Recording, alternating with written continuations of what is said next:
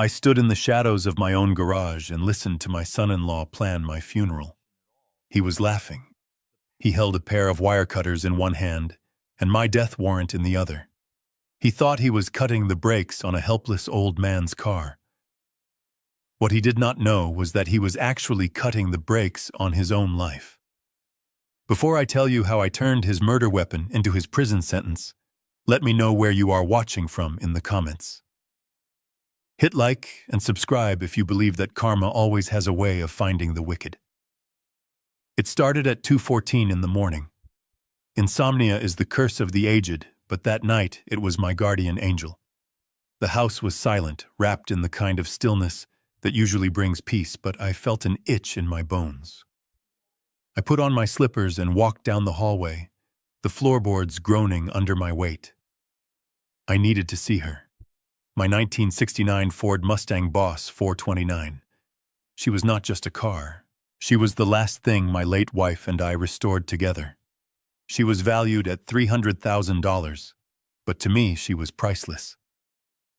As I reached the door connecting the kitchen to the garage, I saw a sliver of light bleeding through the crack underneath. My heart hammered against my ribs. I knew I had turned the lights off. I slowly turned the knob, grateful that I had oiled the hinges just last week. The door opened without a sound. There he was. Todd, my son-in-law. The man who had married my daughter Hannah 3 years ago. The man who claimed to work in real estate but mostly worked on draining my daughter's bank account. He was sliding out from under the chassis of my Mustang. He was wearing my mechanic gloves. He held his phone to his ear pressed between his shoulder and cheek while he wiped grease onto a rag. I froze in the shadows behind the tool rack. I should have yelled. I should have stormed in there, but then I heard him speak, and the blood in my veins turned to ice. "Yeah, Mom, it is done," Todd said, his voice echoing slightly off the concrete walls. I severed the line cleanly. The fluid is dripping out slowly. By the time he gets on the highway tomorrow for his checkup, the reservoir will be empty. I stopped breathing. I gripped the heavy wrench hanging on the wall next to me. My knuckles turned white.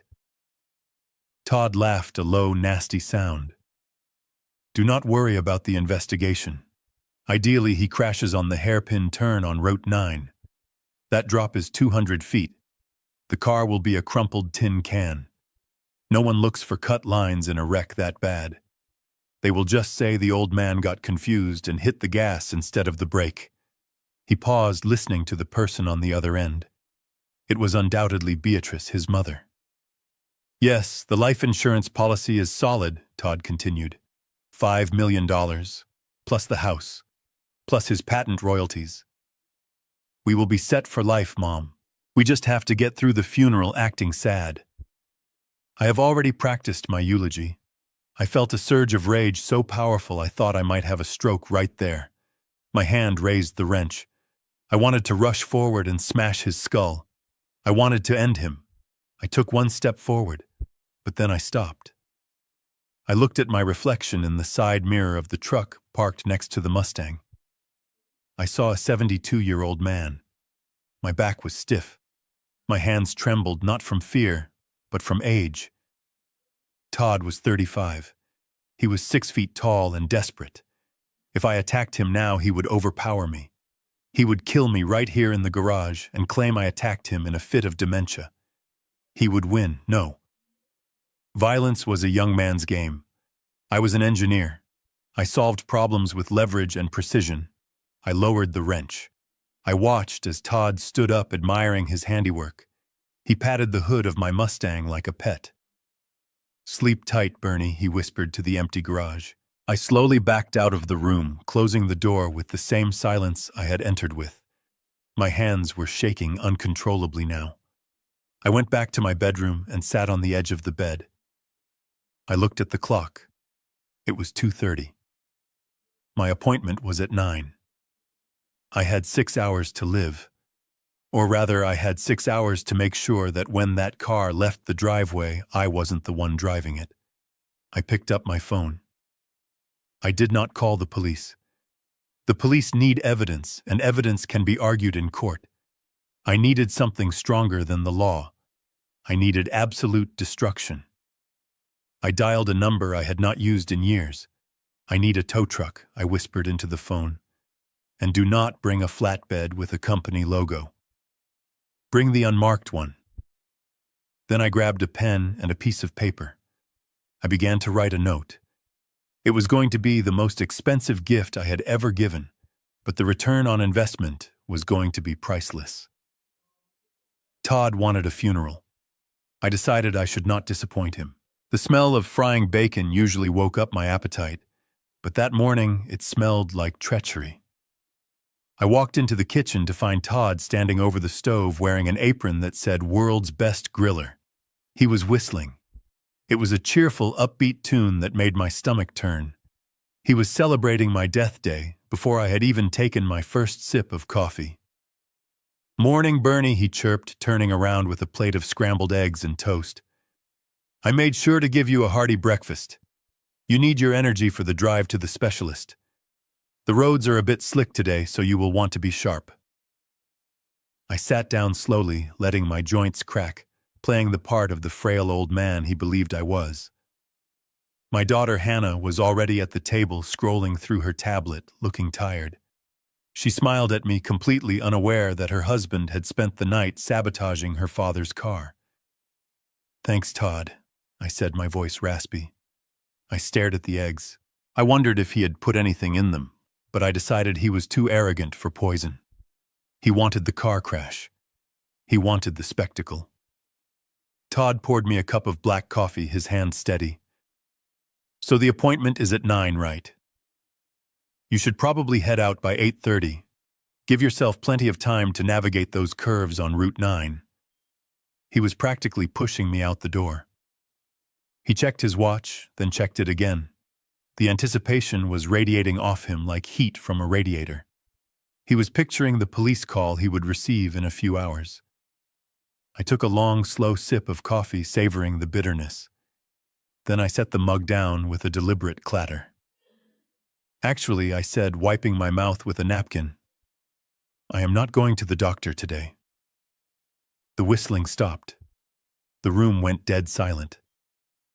Todd froze the coffee pot, hovering in midair. "What do you mean?" he asked, a nervous chuckle escaping his lips. "You have to go. It is for your heart, Bernie. You cannot skip these things." "My heart is fine," I lied. It was beating with the steady rhythm of a man about to drop a hammer. "But I have been doing some thinking, Todd, about what you said last week, about legacy, about holding on to things that we cannot take with us." I looked him dead in the eye. I saw the confusion clouding his gaze. "That Mustang," I continued, letting a wistful sigh escape. "It is too much machine for me. My reflexes are not what they used to be." "You were right about that. And I remembered how much your father Richard admired it at the barbecue last month." He could not take his eyes off the engine. Todd's face went pale. The color drained out of him so fast, I thought he might faint. "So I decided to do a good deed," I said, smiling the most innocent smile I could muster. "I called a tow truck an hour ago. They are picking up the Boss 429 right now. I am having it delivered to Richard's dealership as a surprise gift."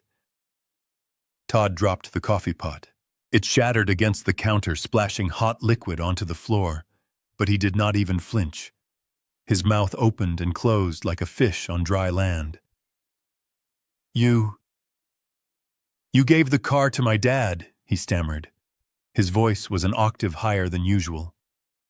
"Yes, isn't that wonderful?" Hannah chimed in, looking up from her tablet. "That is so generous of you, Dad. Richard will be over the moon. He has been having such a hard time with business lately. This will cheer him up." Todd looked at Hannah, then at me. Terror. Pure, unadulterated terror filled his eyes. He knew exactly what he had done to those brakes. He knew that the moment that car came off the flatbed, his father, a man known for his reckless driving and need for speed, would want to take it for a spin. I do not think that is a good idea, Bernie." Todd stuttered, wiping his hands frantically on his apron. Dad is busy. He does not have room for it. We should keep it here. I can drive it for you. Nonsense, I said, standing up and patting him on the shoulder. It is already done. Look out the window. Right on cue, the heavy rumble of a diesel engine shook the window panes. We all looked out to see the flatbed truck pulling away my gleaming blue Mustang secured on the back, heading straight for Richard's dealership. Todd reached into his pocket for his phone, his fingers fumbling. He needed to warn his father. He needed to scream that the car was a death trap. But he couldn't. Not with Hannah sitting right there. Not without admitting that he was the one who cut the lines. I watched him struggle, trapped in the web of his own making. Better call him and tell him to look out the window, I suggested helpfully. Tell him to enjoy the ride. Todd stared at me, and for the first time he saw something in my eyes that wasn't frailty. He saw the predator looking back. The hydraulic whine of the tow truck winch was the loudest sound in the neighborhood, but to me, it sounded like justice. I stood on the front porch watching the driver hook the heavy chains onto the undercarriage of my Mustang. As the front wheels lifted off the pavement, the car looked less like a classic vehicle and more like a blue steel coffin waiting for its occupant. I held a piece of cream-colored stationery in my hand. I had spent a moment crafting the message while Todd was hyperventilating in the kitchen. I walked over to the driver, a burly man named Mike who had towed for me before. I handed him the envelope. Make sure Richard gets this before he gets in, I said loud enough for Todd to hear from the open doorway behind me. It is a personal note. The note read simply, Richard. I know you have always envied how this car handles the curves. Today she is finally yours. Drive her like there is no tomorrow. It was the truth. There would be no tomorrow for the car, and likely not for the driver either. I turned back to the house. Todd was standing in the foyer, his face a mask of sheer panic. He had his phone in his hand, his thumbs flying across the screen. I knew exactly what he was doing. He was texting his father. He was typing the warning that would save Richard's life and ruin my plan. Do not drive the car. The brakes are cut. If he sent that text, the game was over. They would fix the car, claim it was vandalism, and come after me later. I needed to close the distance between us. I walked past him into the kitchen, heading for the sink, where a basin of soapy water was waiting from the morning dishes. Todd followed me, his eyes glued to his screen. I cannot believe you did this without asking Bernie, he muttered, his voice shaking. I need to call him and tell him how to handle the clutch. It is tricky. He was lying. He pressed the call button. I saw him lift the phone to his ear. I turned on the faucet, letting the water blast at full pressure. Oh, Todd, be a dear. And hand me that sponge, I said, pointing to the far side of the sink. He was distracted. He stepped forward, phone pressed to his ear, reaching across me. He was listening to the ringtone. 1 ring, 2 rings. Oops, I said. I shifted my weight, bringing my elbow up in a sharp, clumsy motion. I hit his forearm hard. It was a perfect strike right on the funny bone. Todd yelped, his hand spasming involuntarily. The expensive smartphone flew out of his grip, performed a perfect arc in the air, and landed with a heavy splash right into the deep basin of hot, soapy water. No, Todd screamed. He plunged his hands into the scalding water, fishing for the device. He pulled it out, water dripping from the charging port. The screen flickered once, showed a distorted image of the Apple logo, and then went completely black. My phone, he gasped, pressing buttons frantically. It is dead. I looked at him with wide, apologetic eyes. Oh my goodness, I am so clumsy today, I said, grabbing a towel and making a show of trying to dry it off. I am so sorry, Todd. My old elbows just aren't what they used to be. Put it in rice. Maybe it will turn back on in 24 hours. 24 hours, Todd whispered. He looked out the window. The tow truck was already turning the corner, carrying the death trap away. He looked at the landline phone on the wall. I had severed the cord to that one 3 hours ago. He was cut off. He ran to the window, watching the tail lights of the truck disappear. He banged his fist against the glass. He knew he could not chase the truck down on foot. He knew he could not ask Hannah for her phone without explaining why it was a life-or-death emergency. I stood behind him, drying my hands. "You look stressed, son," I said calmly. "Why don't you sit down? Richard is a big boy. I am sure he can handle a little speed." At Richard's used cars, the atmosphere was usually one of quiet desperation, with salesmen leaning against rusted sedans smoking cheap cigarettes. But when the flatbed truck rolled onto the lot carrying my pristine blue 1969 Mustang, the mood shifted instantly. It was as if a celebrity had walked into a dive bar. Richard waddled out of his glass office, his cheap suit straining at the buttons. He did not look like a man who was worried about his son-in-law committing murder. He looked like a man who had just won the lottery. The driver handed him the keys and my note. I was not there to see it, but I know Richard better than I know my own brother. I know he read my words about envy and surrender, and he did not feel gratitude. He felt victory. He likely crumbled the note and tossed it into the gutter, believing that I had finally capitulated to his superior status. To him, this was not a gift. It was a tribute payment from a weak old man to the alpha of the family. He circled the car, running his hands over the hood, checking for scratches. He barked at his employees to come and look preening like a peacock. "This is what real success looks like, boys," he probably shouted, ignoring the irony that the car belonged to the man he called a loser. He opened the door and slid into the driver's seat. The leather groaned under his weight. He turned the key. The engine roared to life with a thunderous growl that shook the windows of the dealership. It was the sound of raw American horsepower, a sound that usually commanded respect. Richard revved the engine, letting the noise drown out any caution. He put his foot on the brake pedal to shift into gear. The pedal felt soft. It went down a little too easily, a spongy resistance that should have been a red flag to anyone who had spent 30 years selling cars. A smart man would have pumped the brakes. A cautious man would have turned the engine off and looked underneath. But Richard was neither smart nor cautious. He was arrogant. He assumed the old car just needed to warm up, or perhaps the fluid was a little low. He was too busy imagining how he would look cruising down the interstate to worry about mechanics. He shifted into first gear. The tires squealed as he peeled out of the lot, leaving his employees coughing in a cloud of blue smoke. He wanted to show off. He wanted to test the limits of the engine before he slapped a price sticker on the windshield.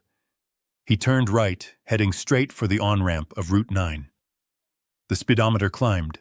40, 50, 60. The wind whipped through the open window, messing up his comb-over, but he did not care. He was king of the road. He pushed the gas pedal harder, feeling the G-force press him back into the seat. He was approaching the first curve, the one that overlooks the valley. He decided it was time to slow down just a fraction, to drift through the turn like a professional racer. He lifted his foot from the gas and stomped on the brake. His foot hit the floorboard. There was no resistance. There was no friction. There was only the empty, terrifying feeling of a disconnect. The car did not slow down. In fact, gravity was now taking over, pulling the heavy steel beast faster down the decline. For the first time that day, Richard's smile vanished. He pumped the pedal again. Nothing. The realization hit him a split second before the panic did. He was in a missile, and he had no way to stop it. The midday news jingle cut through the silence of the living room like a siren. I was sitting in my recliner, carefully peeling a Granny Smith apple with a small paring knife. The long green strip of skin curled away from the fruit in one unbroken piece, a testament to a steady hand that my son-in-law mistakenly believed was trembling with age. Todd was pacing the room, chewing on his fingernails, waiting for his phone to ring. He still thought the only problem was a lost cell phone. Then the news anchor's voice dropped an octave, the way they do when tragedy strikes. "We have breaking news from downtown. A spectacular and terrifying crash has just occurred in the Diamond District." Todd stopped pacing. He turned toward the 60-inch screen mounted on the wall. The camera cut to a helicopter shot hovering over 5th Street. Smoke was billowing out of the shattered storefront of Van der Hoeven Jewelers, the most exclusive and expensive jewelry store in the city. Embedded deep inside the showroom, surrounded by sparkling debris and shattered glass, was the unmistakable rear end of a 1969 Ford Mustang Boss 429, my blue Mustang. Todd made a sound that was somewhere between a gag and a whimper. He took a step back, his legs hitting the coffee table, and he collapsed onto the sofa. His face went from pale to a translucent shade of gray. He watched as the news banner flashed across the bottom of the screen. Vintage muscle car plows through luxury storefront. No skid marks found. No skid marks. Those 3 words hit Todd harder than a physical blow. They confirmed exactly what he knew but could never say aloud. The driver had not tried to stop because the driver could not stop. "Holy cow," I said, slicing a crisp wedge of apple and popping it into my mouth. The crunch was loud in the silent room. "Is that my car?" I squinted at the screen, feigning poor eyesight. It looks like Richard decided to take a shortcut through the display window. Todd could not speak. He was hyperventilating. On the screen, paramedics were pulling a heavy-set man onto a stretcher. It was Richard. He was alive, but his legs were twisted at unnatural angles, and he was screaming at the police officers who were trying to restrain him. The reporter continued, her voice grave. "Witnesses say the vehicle was traveling at excess speeds coming off the highway ramp. It appears there was total mechanical failure. Preliminary estimates suggest the crash destroyed the main display vault. We are talking about millions of dollars in damages, not including the structural ruin of the historic building. Millions."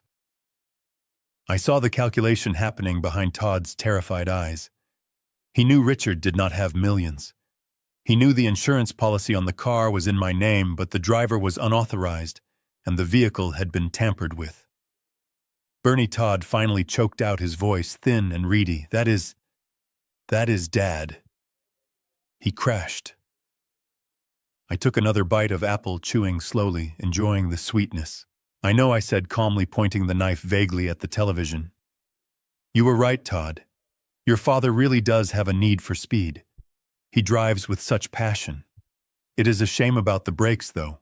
You would think a man who owns a car dealership would check the safety features before hitting the gas." I turned to look at him, my expression completely blank. Unless, of course, someone told him the car was in perfect condition. Todd looked at me, and for a second he stopped breathing. He saw the paring knife in my hand, steady and sharp. He looked back at the carnage on the TV, then back at me. The realization was starting to sink in. He was not just looking at an accident. He was looking at a bill that would bankrupt 3 generations of his family, and he was the one who had signed the check. "You should probably go to the hospital," I suggested, slicing another piece of fruit. "He is going to need a ride home. He certainly cannot drive that car anymore." The emergency room smelled of rubbing alcohol and cheap floor wax. It was a scent I associated with waiting for death, but today I was waiting for justice. Down the hallway, behind a thin blue curtain, Richard was screaming. His voice was raw and ragged. He was howling about his legs, about his ruined suit, and about suing everyone from the car manufacturer to the city road planning committee. The doctors had confirmed both his tibias were shattered. He would walk again, but he would never stride with that arrogant waddle of his ever again. I sat on a hard plastic chair in the waiting area, my hands folded calmly in my lap. I watched a nurse rush past with a tray of syringes. I looked like a worried relative, but inside I felt the cold satisfaction of an engineer watching a bridge collapse exactly as predicted. Todd was not handling the pressure with the same grace. He was pacing back and forth in front of me, his designer shoes squeaking on the linoleum. He was sweating through his shirt. Every time Richard screamed, Todd flinched. The guilt was eating him alive, but he had nowhere to put it. So he decided to dump it on me. He stopped pacing abruptly. He turned toward me, his eyes bloodshot and wild. He crossed the distance between us in 2 long strides. Before I could stand up, he grabbed me by the lapels of my jacket and slammed me back against the wall.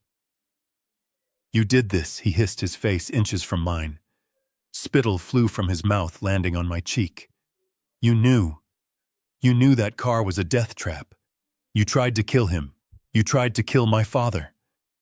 A security guard started to move toward us from the desk, his hand reaching for his belt. I held up a hand to stop him. I did not need security. I had the truth.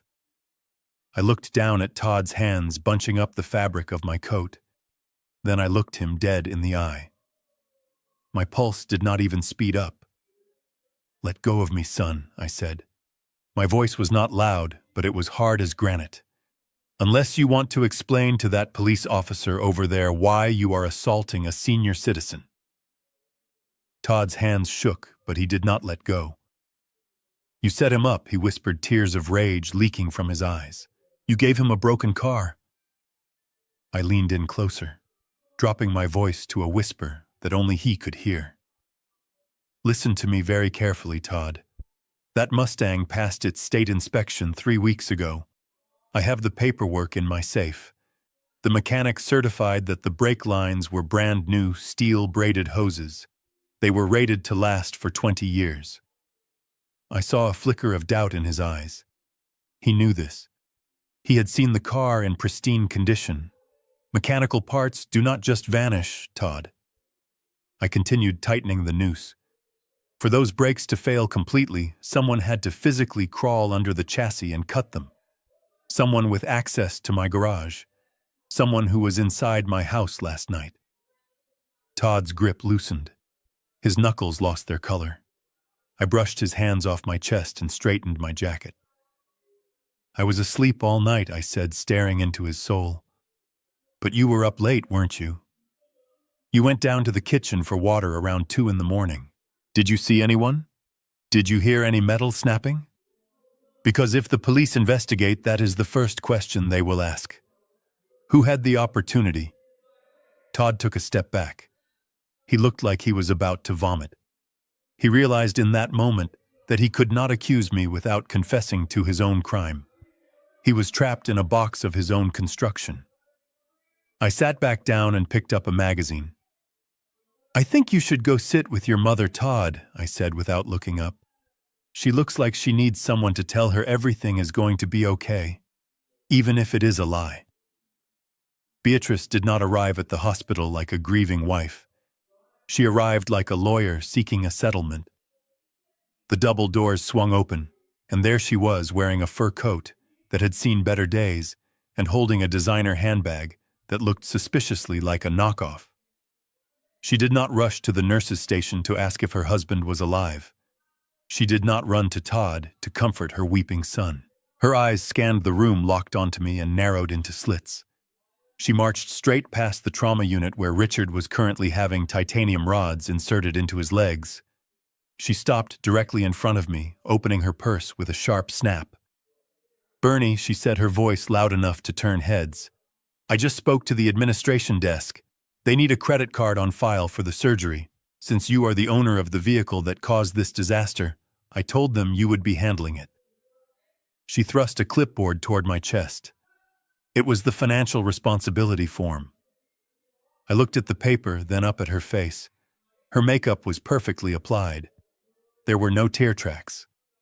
Beatrice, I said, keeping my voice low and level. Your husband is lying on an operating table.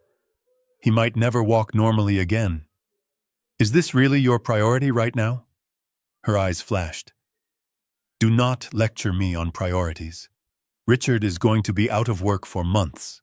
That dealership barely breaks even when he is there. Without him, we have no income.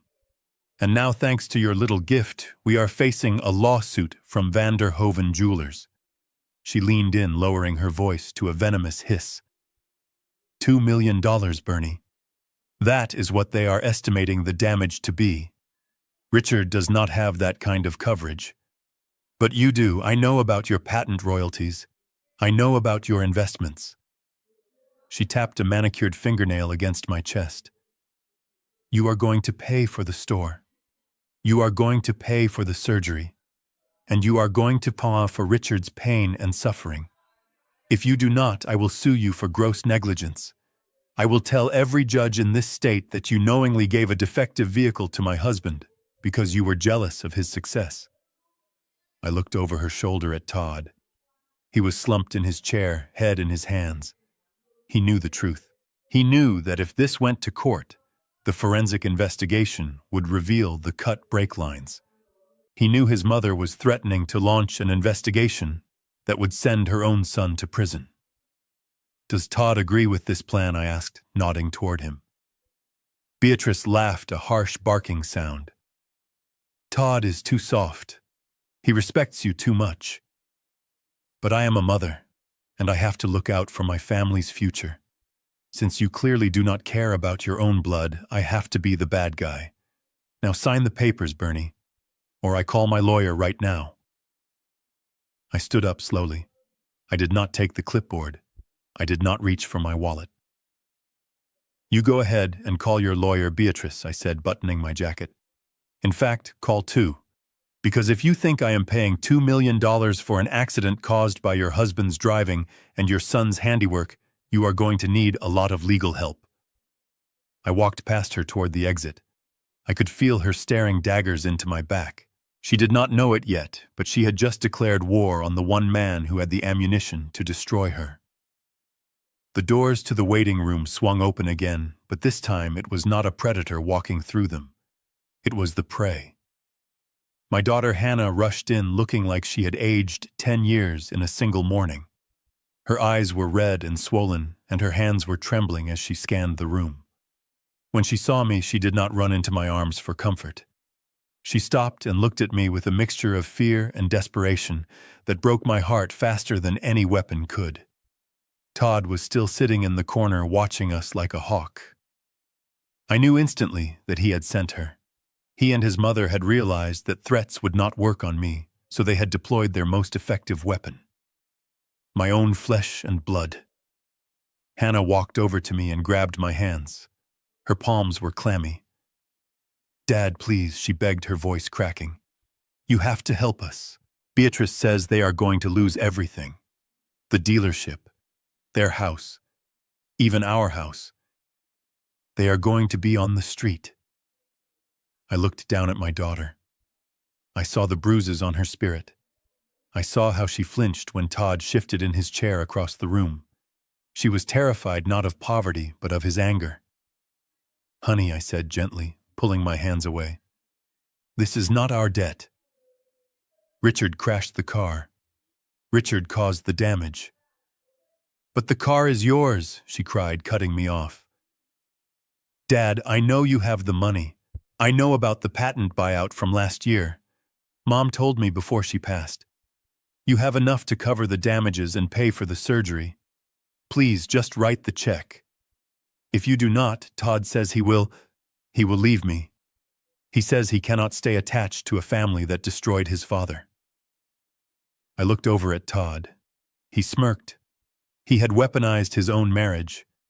He was holding my daughter hostage to get to my bank account. I stood up and placed my hands on Hannah's shoulders. I wanted to shake her. I wanted to scream that her husband had tried to murder me in my garage less than 12 hours ago. But I knew she was not ready to hear it. She was too deep in his fog. If I told her now, she would think I was making up lies to save my money. No, Hannah, I said firmly. She recoiled as if I had slapped her. What, I will not pay a single dime, I said, my voice loud enough for Todd to hear. I will not bail them out of a disaster they created. Hannah staring at me and her face twisted into something ugly. It was the face of a child who feels betrayed. You are a monster, she spat out the words, hitting me like bullets. You care more about your money than you do about my happiness. Mom would be ashamed of you. She would be disgusted to see you sitting here on a pile of cash while my family is destroyed. The mention of my late wife was a low blow, one that I knew Todd had coached her to say. It tore a hole in my chest, but I did not flinch. I had to be the villain in her story today so I could be the hero who saves her tomorrow. I am sorry you feel that way, I said. turning my back on her to hide the moisture in my eyes. But the answer is no. Hannah sobbed a sound of pure anguish and ran to Todd, who wrapped his arms around her while glaring at me with triumph. He had what he wanted. He had isolated me completely. He had turned my own daughter against me. He thought he had broken me. He did not realize that by taking away the last thing I had to lose, he had only made me more dangerous. The legal system is designed to protect the weak, but in the hands of the wicked, it is a weapon of mass destruction. I did not have to wait long for their next move. Less than 24 hours after the crash, a man in a rumpled gray suit knocked on my front door. He did not look me in the eye. He just verified my name and shoved a thick envelope into my chest. "You have been served," he mumbled before hurrying back to his car as if he knew he was part of a crime. I took the papers into the kitchen and laid them out on the table. My hands were steady, but my stomach churned as I read the legal jargon. It was an emergency petition for temporary guardianship. The plaintiffs were listed clearly: Todd and Beatrice. The reason for the petition was listed in bold print: advanced senile dementia resulting in reckless endangerment of life and property. They were using the crash against me. They had taken the wreckage of the Mustang and twisted it into evidence of my insanity. The document claimed that I had hallucinated a conversation with Richard, gifted him a broken vehicle in a state of confusion, and was now a danger to myself and others. It was a masterpiece of fiction, woven together by a lawyer who clearly charged by the lie.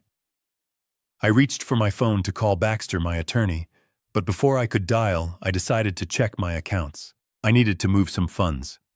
I needed a war chest. I logged into my primary banking app. The Face ID spun for a second, and then a red box popped up on the screen. Account frozen. Please contact your branch. I tried my investment portfolio. Account suspended. Court order number 4492. I stared at the screen. I was a man worth millions of dollars, but in that moment I could not even buy a gallon of milk. They had moved faster than I anticipated. They had found a judge willing to sign an emergency ex parte order, likely by showing him photos of Richard's mangled legs and claiming I was about to flee the country or burn through my savings. The front door opened. I did not have to look up to know who it was. The smell of cheap cologne and unearned confidence filled the room. Todd walked in twirling a set of keys on his finger. "My keys." "I see you got the paperwork, Bernie," he said, closing the door behind him and locking it. His voice had changed. The nervous stutter was gone, replaced by the arrogance of a jailer. "You froze my accounts," I said, keeping my eyes on the papers. "You committed perjury to do it, but you did it." "It is for your own protection," Todd said, walking over to the fridge and helping himself to a beer. "The court agrees that you are not capable of managing your finances right now. Not after what you did to Dad. We are just stepping in to make sure you do not hurt anyone else." He took a long sip of beer and leaned against the counter, smiling. "And since Hannah is the court-appointed temporary guardian and I am her husband, that means I am in charge of the household expenses now. We are going to have to make some changes, Bernie. This house is too big for one old man. The upkeep is a waste of resources." He was not just freezing my money. He was announcing the eviction. He was going to sell my home, my sanctuary, to pay for his father's mistakes and his own gambling debts. He thought he had cut off my supply lines. He thought a frozen bank account meant I was powerless. He forgot that I grew up poor. He forgot that a man with nothing left to lose is the most dangerous man on earth. I closed the laptop slowly. "Enjoy the beer, Todd," I said softly. "It might be the last cold one you have for a long time." The morning the social worker was scheduled to arrive, Todd brought me my breakfast in bed.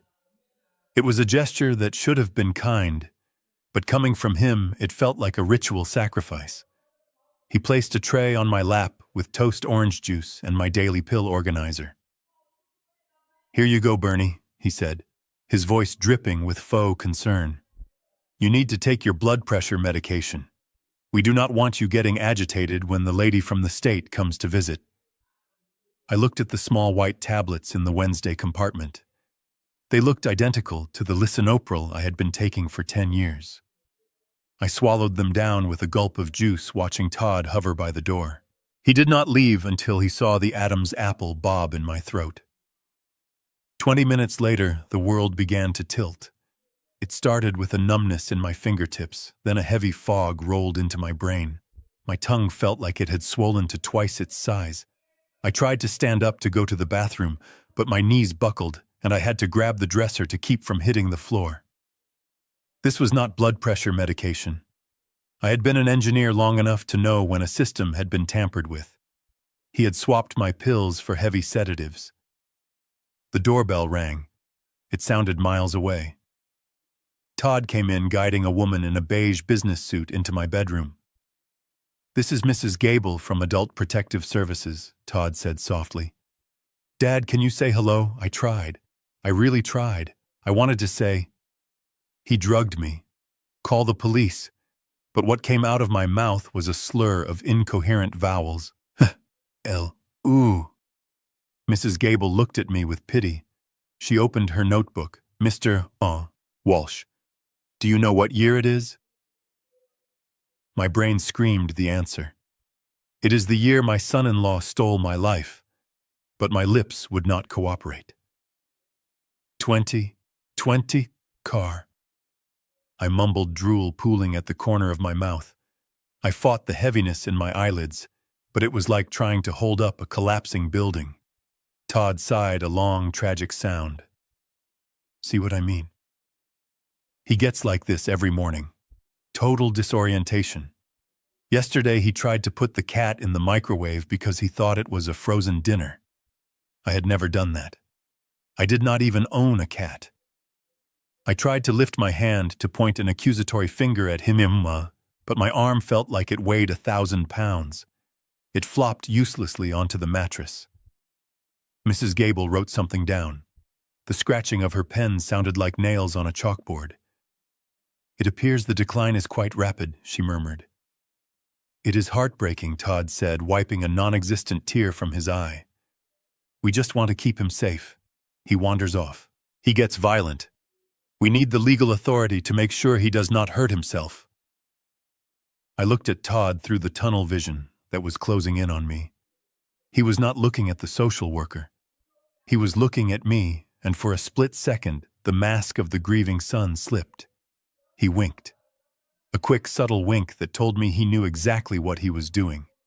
He had turned my own body against me. Mrs. Gable closed her notebook. "I have seen enough. I will recommend the immediate granting of the temporary guardianship order." I wanted to scream. I wanted to roar. But the darkness swallowed me whole, and the last thing I heard was Todd thanking her for saving me. I did not get a day in court. I did not get to look a judge in the eye and explain that my son-in-law was drugging my oatmeal. I woke up from a chemically induced fog to find a piece of paper on my nightstand. It was an emergency order for temporary conservatorship. Technically, it appointed my daughter Hannah as my legal guardian. But as I looked at Hannah standing in the doorway, wringing her hands and looking at the floor, I knew she was not guarding anything. She was just the signature on the paperwork. The man holding the leash was standing right behind her. Todd walked into the room with a strut that I had not seen since his wedding day. He was holding a cardboard box. "We need to secure the environment," he announced. His voice was bright and chipper like a camp counselor talking to slow children. "The judge agrees that you are a flight risk, Bernie. And given your history of giving away expensive assets, we need to limit your access to dangerous items." He walked over to my bedside table. He picked up my iPhone. "We will keep this safe for you," he said, dropping it into the box. "No more prank calls to tow truck companies. No more confusing text messages. If you want to talk to someone, just ask me or Hannah. We will decide if it is appropriate." I sat up in bed, my head still swimming from the sedatives. "That is my property," I rasped. "It is family property now," Todd corrected. He reached for the wallet on the dresser. He opened it, and pulled out my black American Express card. He held it up to the light, admiring the weight of it. "You do not need this," he said. "You have a roof over your head and food in the fridge. What would an old man with dementia need to buy anyway?" He tossed the wallet into the box. Then came the final indignity. He reached into the pocket of the jeans I had worn yesterday. He pulled out the keys to my Ford F-150 pickup truck. It was the only vehicle I had left. "Driving is out of the question, obviously," he said, jingling the keys in front of my face like he was teasing a baby. "We cannot have you plowing into any more jewelry stores. I will take care of the truck. It might actually fetch a good price if we sell it quickly." Hannah made a small noise in her throat. "Todd," she whispered, "that is his truck. He loves that truck." Todd spun around, his face hardening instantly. "Hannah, do not start. We are doing this for his own good. Do you want him to kill someone? Do you want us to be homeless because he decided to give away the house next?" Hannah shrank back into the hallway, silenced by his aggression. Todd turned back to me, smiling that sickening smile. He patted my cheek. His hand felt cold and moist. "Do not worry, Dad," he said. "I am the man of the house now. I will make all the hard decisions so you do not have to. You can just relax and fade away." I said nothing. I let him take the plastic cards. I let him take the keys. I let him take the phone. He thought he was stripping me of my power. He did not realize that by taking away my distractions, he was leaving me with the one thing I needed most: my focus. I watched him walk out of the room with my life in a cardboard box, and I began to plan. The heavy oak door at the top of the stairs slammed shut with a finality that echoed in my chest. Then came the sound that every prisoner dreads, the metallic slide of a deadbolt locking into place. Click. I stood at the bottom of the wooden steps, staring up at the door I had installed myself 20 years ago. It was solid oak reinforced with steel. I had built it to keep thieves out of my workshop.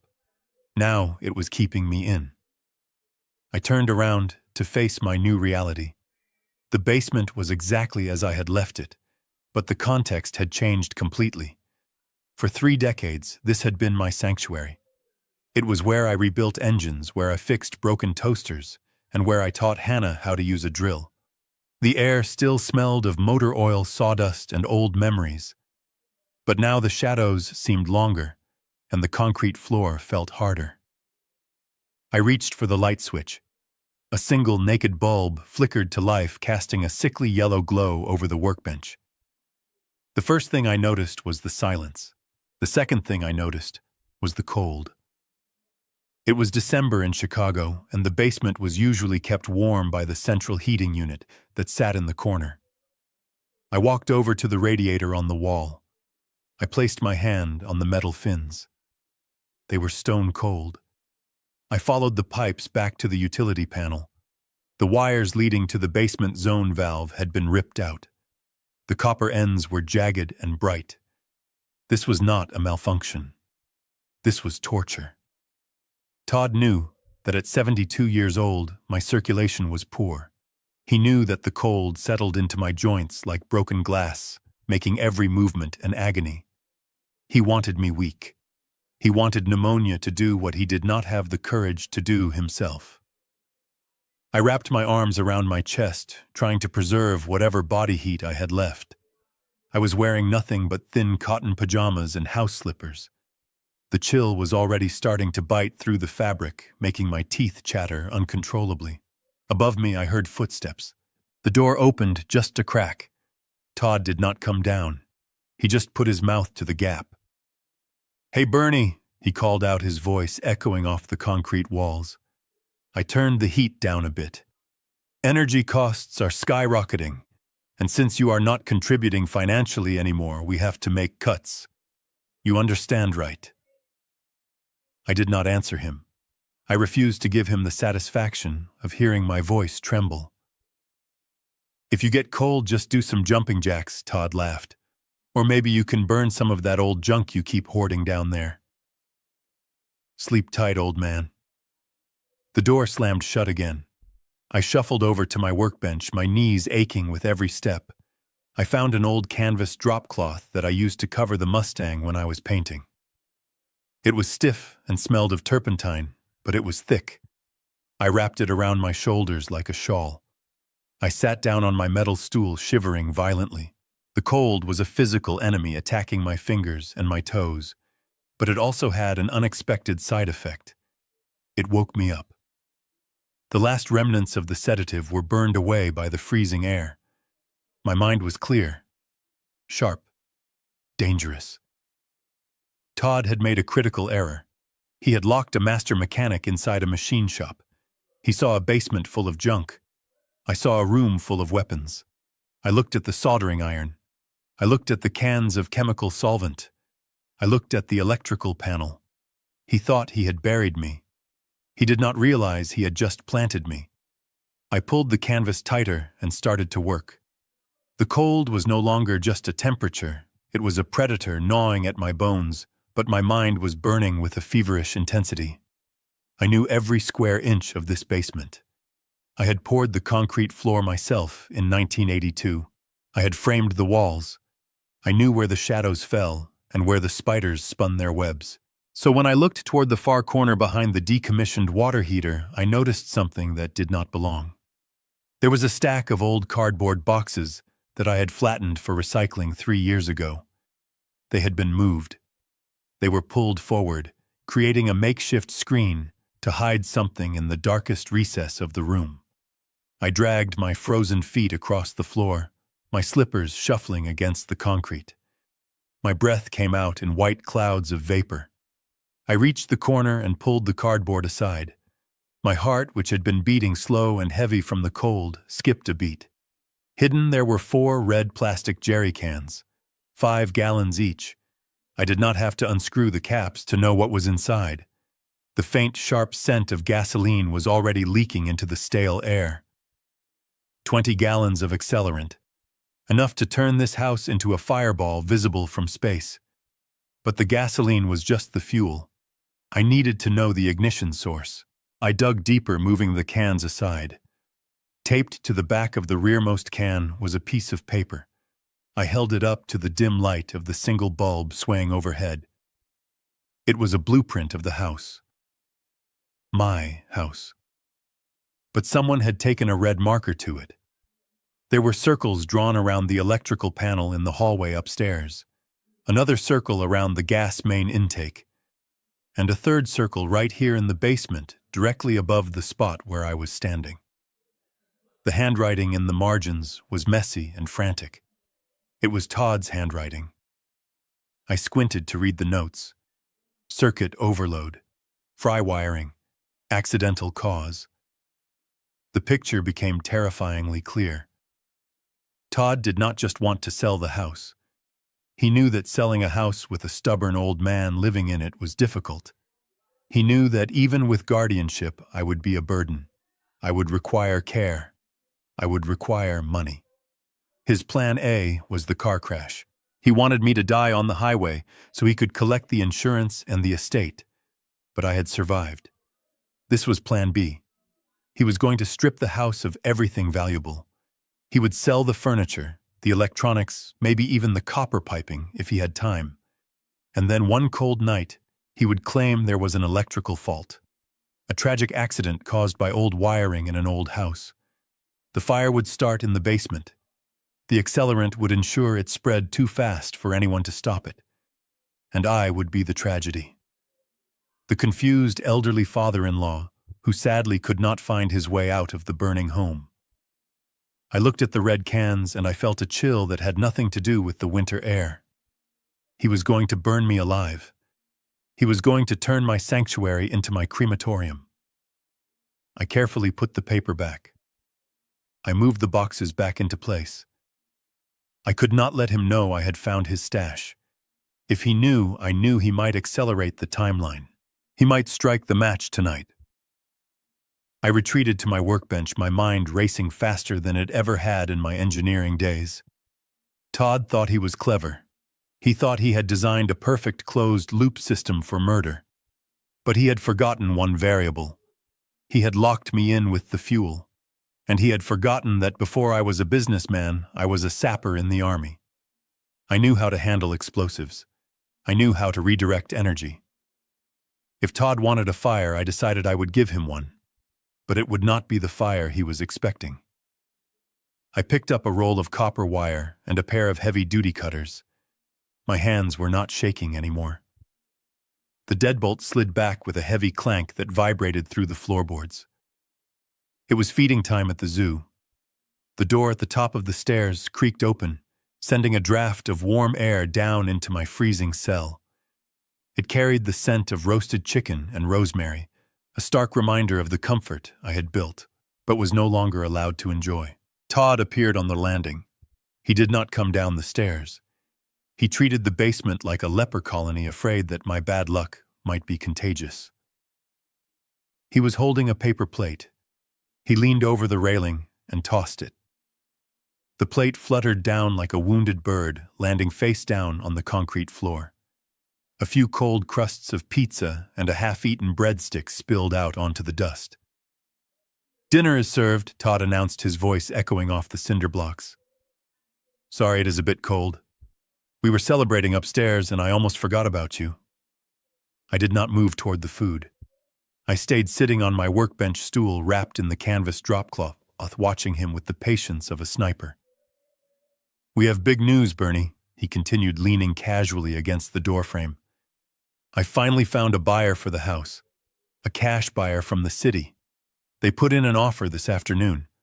$1.5 million. Can you believe that the deposit is already in my account?" He laughed, a sound that grated on my nerves like sandpaper. "They want a quick close," he said. 10 days. They are going to gut the place, renovate everything, which means you need to be out of here. I was thinking of moving you to a state facility in the morning. It is a bit crowded and I hear the staff is rough, but hey, beggars cannot be choosers, right? He was trying to provoke me. He wanted me to scream, to cry, to beg for mercy. He wanted to feel powerful, but I looked at him and I did not see a powerful man.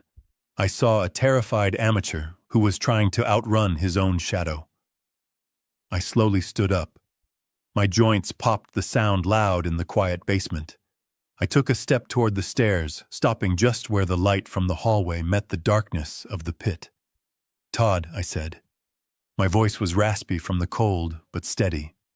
What he snapped, clearly annoyed that I was not weeping. "Do you have something to say?" "Thank you, maybe." I tilted my head, looking at him with genuine curiosity. "When you cut the line on the Mustang," I asked softly, "did you remember to wipe the corrosive residue off the chassis frame?" Todd froze.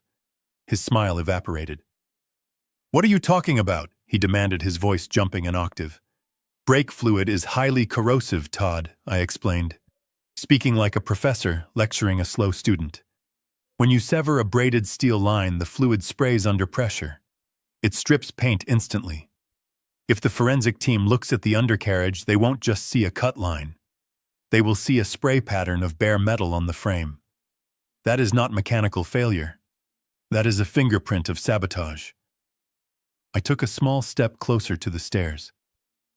"Did you wipe it, Todd, or is the evidence of your felony rusting onto the metal right now, waiting for the insurance adjusters to find it tomorrow morning?"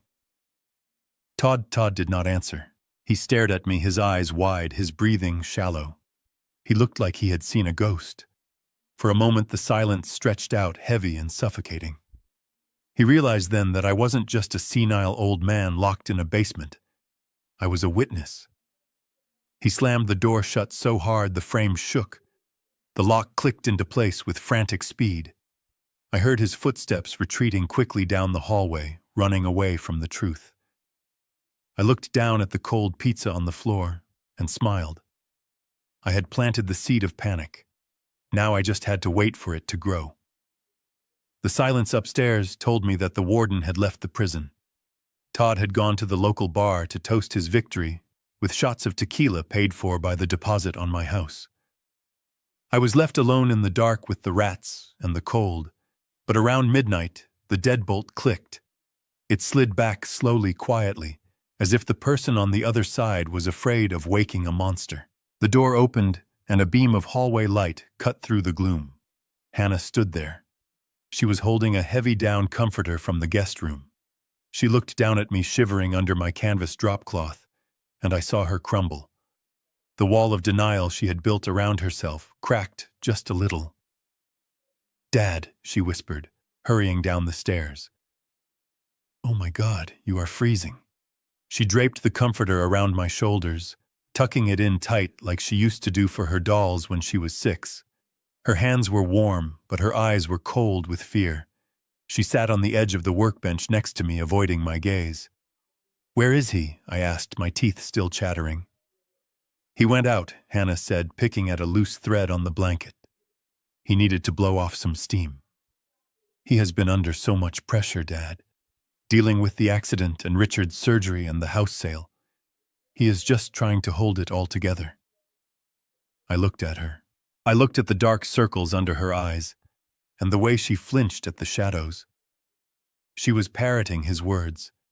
She was reciting the script he had drilled into her head. "He locked your father in a basement with no heat in the middle of winter, Hannah," I said, keeping my voice flat. "That is not pressure. That is attempted murder." Hannah stood up abruptly, shaking her head. "No, do not say that. He turned the heat down to save money. He did not know it would get this cold down here. He loves you, Dad. He is doing this for your own good. He found a great facility for you. It has a garden. He says you will be safer there, where professionals can watch you." I listened to her defend the man who was systematically destroying us, and I felt a sharp pain in my chest that had nothing to do with the temperature. I realized then that I had made a mistake. I had been trying to protect Hannah from the ugly truth. I thought that if I solved this on my own, I could spare her the pain of knowing she married a sociopath. But I was wrong. Silence was not protecting her. It was enabling him. Hannah was not going to wake up on her own. She was too deep in the fog of his manipulation. If I wanted to save her, I had to hurt her. I had to take the image of the husband she loved and smash it into a million pieces right in front of her eyes. I had to be cruel to be kind. "Hannah," I said sharply, cutting off her ramblings about how nice the nurses would be. "Stop talking." She froze, looking at me with wide, startled eyes. "You think Todd is a hero?" I said, standing up and letting the blanket fall. "You think he is saving this family? But you are wrong. And I am not going to argue with you anymore. I am going to show you." I walked over to the stack of old tires in the corner. I reached inside the bottom tire and pulled out a heavy black waterproof case. It was my old tool diagnostic kit, but inside was something much more valuable than a wrench. Hannah watched me, her breath hitching. "Dad, what is that?" I walked back to her and placed the case on the workbench. "I am going to show you something, Hannah," I said, my hand resting on the latch. "And once you see it, you will never be able to unsee it. Are you ready to meet the real Todd?" I lifted the heavy lid of the diagnostic case. Inside, nestled in the custom foam cutout where my OBD scanner used to be, was a cracked iPad. It looked like junk, which is why Todd had ignored it when he raided my electronics. But he did not know that this old tablet was synced to a tiny motion-activated camera hidden behind the ventilation grate in the garage. "Open it," I said, stepping back so Hannah could approach the bench. "The passcode is your birthday." Hannah looked at me, her hands shaking so badly she could barely type the numbers. She unlocked the screen. The interface was simple. A list of video files, each time-stamped. "Play the one from 2:14 a.m. yesterday," I instructed. She tapped the screen. The video loaded. The grainy black and white footage showed the underside of the Mustang. Then a figure crawled into the frame. It was unmistakable. Even in low light, Todd's silhouette was clear. He was holding the wire cutters. Hannah gasped, covering her mouth with her hand. But the visual was not the worst part. I reached over and tapped the volume icon. Todd's voice filled the cold basement, tinny but clear.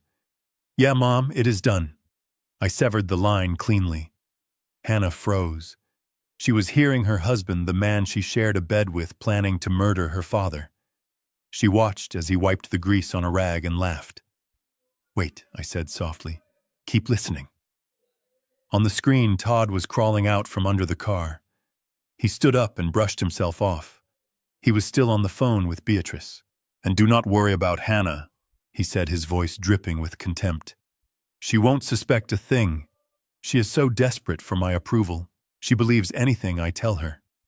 She is a pathetic, useless woman, Mom. Once the old man is dead and we get the insurance money, I am going to divorce her so fast her head will spin. I am tired of pretending to love that clingy, spineless cow." The video ended. The screen went black. For a long moment, the only sound in the basement was the hum of the old refrigerator in the corner. Hannah stood motionless, staring at the dark screen. Her face was pale, drained of all color. The tears that had been streaming down her cheeks moments ago had stopped. She wasn't crying anymore. She was in shock. That is not real," she whispered, her voice barely audible. He loves me. He calls me his princess. He calls you a cow when he thinks no one is listening, Hannah." I said, my voice hard.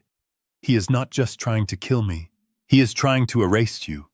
He is using you as a shield until he gets the money, and then he is going to throw you away like garbage." I watched the realization hit her. It was like watching a building collapse in slow motion. The denial, the excuses, the love, it all crumbled under the weight of the evidence. She looked up at me and the fear in her eyes was gone, replaced by something else. Something dark and cold. It was rage. She picked up the iPad, her knuckles white as she gripped the edges. "He tried to kill you," she said, her voice trembling with a new kind of intensity. "He tried to kill my dad. And he called me useless." She looked at the stairs, then back at me. "What do we do?" she asked. And for the first time in years, she sounded like my daughter again. She sounded like a Walsh. "We stop crying," I said, closing the case. "And we start fighting. Are you ready to take your house back?" Hannah wiped her face with the sleeve of her sweater. She took a deep breath, the cold air filling her lungs. "Tell me what to do, Dad." Hannah dropped the iPad onto the workbench with a clatter that sounded like a gunshot in the quiet basement. She did not scream. She did not cry. She doubled over, clutching her stomach, as if she had been punched, and then she ran to the utility sink in the corner. The sound of her retching echoed off the concrete walls, a visceral, violent rejection of the reality she had just witnessed. The truth did not just break her heart, it sickened her physically. I stood there and let her purge the poison. She was vomiting up 3 years of lies, 3 years of gaslighting and the illusion of a happy marriage that had been nothing more than a long con.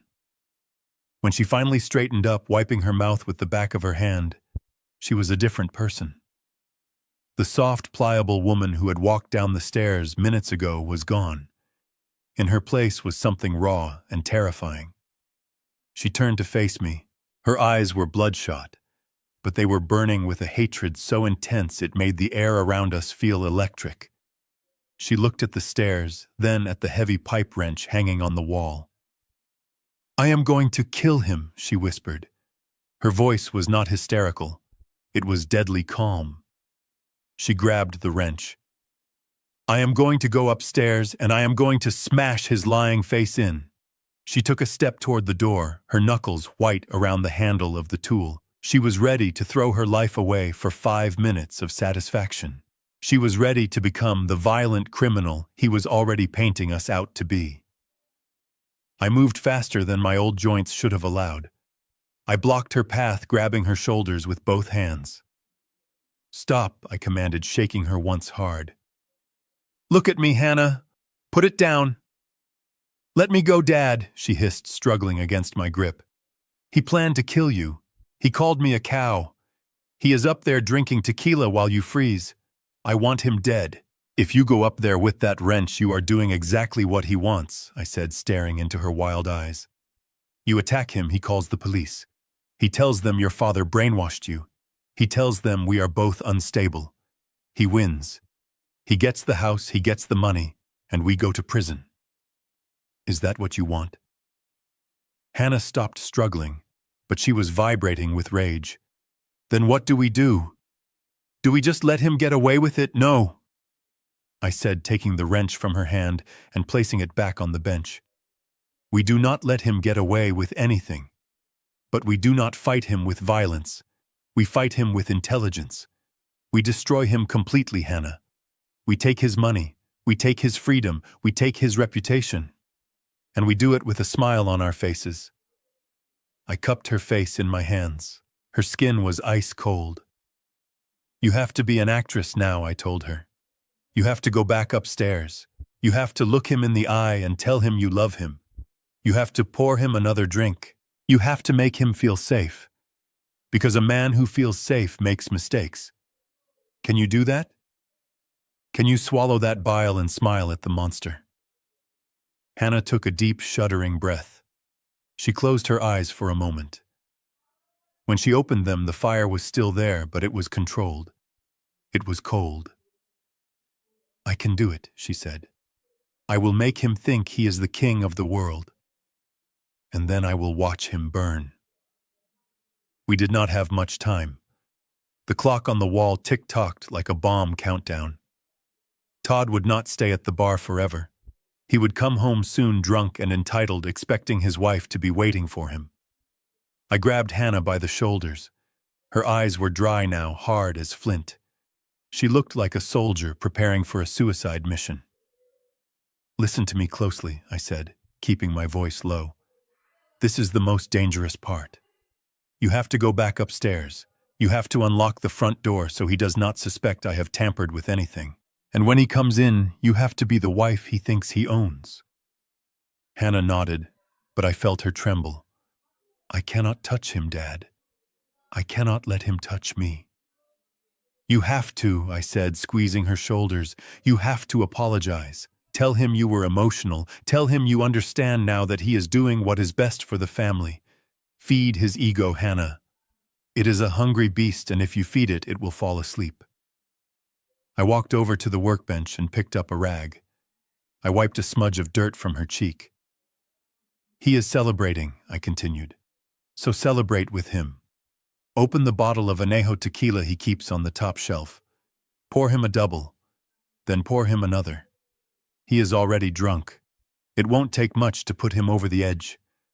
When he passes out, and only when he is snoring, you take the keys to my truck from his pocket. And you take his wallet. We need my credit cards back, but we also need his ID. We are going to need it for the police. Hannah took a deep breath. She smoothed her hair back, fixing the mess the tears had made. She straightened her posture. I watched my little girl disappear, and a cold, calculating woman take her place.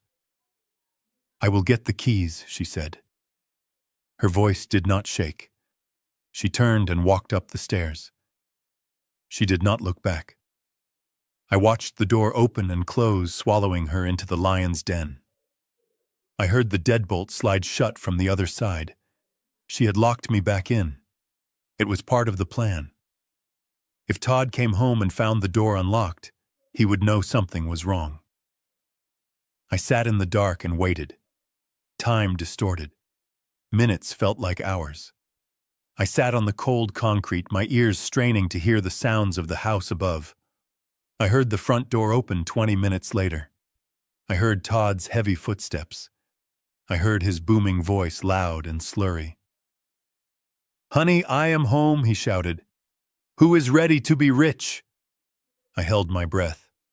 I heard Hannah's voice, soft and muffled. I could not make out the words, but the tone was submissive. It was sweet. It was the performance of her life. Then I heard the clink of glass. I heard music start to play. He was buying it. He was drinking the poison she was pouring, thinking it was nectar. I sat there in the freezing basement, visualizing the scene upstairs. My daughter pouring tequila for the man who planned to kill her father, waiting for his eyes to close so she could steal our freedom. I prayed the alcohol would hit him fast. I prayed he would not get violent before he got sleepy. And I prayed that when the time came, Hannah's hands would be steady enough to reach into the pocket of the monster without waking him up. The floorboards above my head creaked under the weight of celebration. I sat in the freezing darkness of the basement, huddled under the drop cloth, listening to the sounds of my own wake. Upstairs, the people who had plotted my demise were drinking my wine and dividing my assets while I was still breathing beneath their feet. It was a surreal kind of torture to hear the muffled laughter of your executioners. I could hear Beatrice's shrill voice piercing through the ventilation ducts. She was not at the hospital holding her husband's hand as he recovered from surgery. She was in my living room, sitting on my leather sofa and talking about money. She had moved on from the tragedy of the morning with terrifying speed. To her, Richard was just a broken tool, and I was just an obstacle to be removed. "So where are we shipping the old baggage?" she asked loud enough for the sound to carry through the floor. I did some research on that state facility in Trenton. The reviews are terrible. They say the staff is underqualified and the place smells like boiled cabbage and urine. But it is cheap, Todd. Dirt cheap. I held my breath, waiting for Hannah's reaction. She was up there right now, standing in the middle of the lion's den. I imagined her hands shaking as she held the wine bottle. I imagined the nausea rising in her throat as she looked at her mother-in-law. "Who cares what it smells like, Mom?" Todd replied, his voice slurring slightly. "Bernie's brain is mush anyway. He won't know if he is in the Ritz-Carlton or a dumpster. We dump him there Tuesday morning. We close the sale on the house Wednesday. And by Friday, we are on a beach in Cabo." I heard the clink of glass against glass. Hannah was pouring. My heart hammered against my ribs. This was the moment. If she broke character now, if she let even a sliver of her rage show, we were dead. I waited for her to defend me. I waited for her to snap. Instead, I heard her voice soft and terrifyingly sweet. "You are right, Todd," she said. "We have to be practical. Dad would not want to be a burden on our future. The facility in Trenton sounds efficient." A single tear froze on my cheek. Not from sadness, but from pride. She was doing it. She was looking the devil in the eye and lying to his face. She was serving them cheese and crackers while they dissected her father's life, and she did not flinch. Beatrice cackled. "You know, Hannah," she said, clearly tipsy, "you are finally showing some backbone. I always thought you were too soft for my Todd, too sentimental. But maybe you are useful after all. Once we get the money properly invested, maybe we will keep you around. Useful." She talked about my daughter like she was a kitchen appliance. I clenched my fists in the dark, wishing I could reach through the floorboards and strangle the woman. But Hannah did not take the bait. "Thank you, Beatrice," Hannah said, her voice smooth as silk. "I just want Todd to be happy." Speaking of happy Todd, I found that bottle of expensive añejo tequila you were saving for a special occasion. I think tonight qualifies, don't you? I exhaled. The trap was set. "Pour it up, baby," Todd shouted, his arrogance filling the house. "Make it a double! No, make it a triple! We are rich!" I heard the glug of liquid pouring into a glass. It was the sound of the beginning of the end. Hannah was not just pouring a drink. She was pouring the fuel for our escape. I sat back against the cold concrete wall and waited for the silence that would follow the storm. 2:00 in the morning arrived not with a bang, but with the heavy silence of a graveyard. I was standing at the bottom of the stairs, waiting. My legs were numb from the cold concrete, and my breath still hung in the air like white smoke, but my mind was razor-sharp. I had spent the last 2 hours visualizing this moment, rehearsing every step like I used to rehearse military drills. Then came the sound. It was soft, barely a whisper of metal against metal. The deadbolt slid back. The door creaked open just an inch. A sliver of light from the hallway cut through the darkness. Hannah was there. She was dressed in black jeans and a dark sweater moving like a shadow. She did not say a word.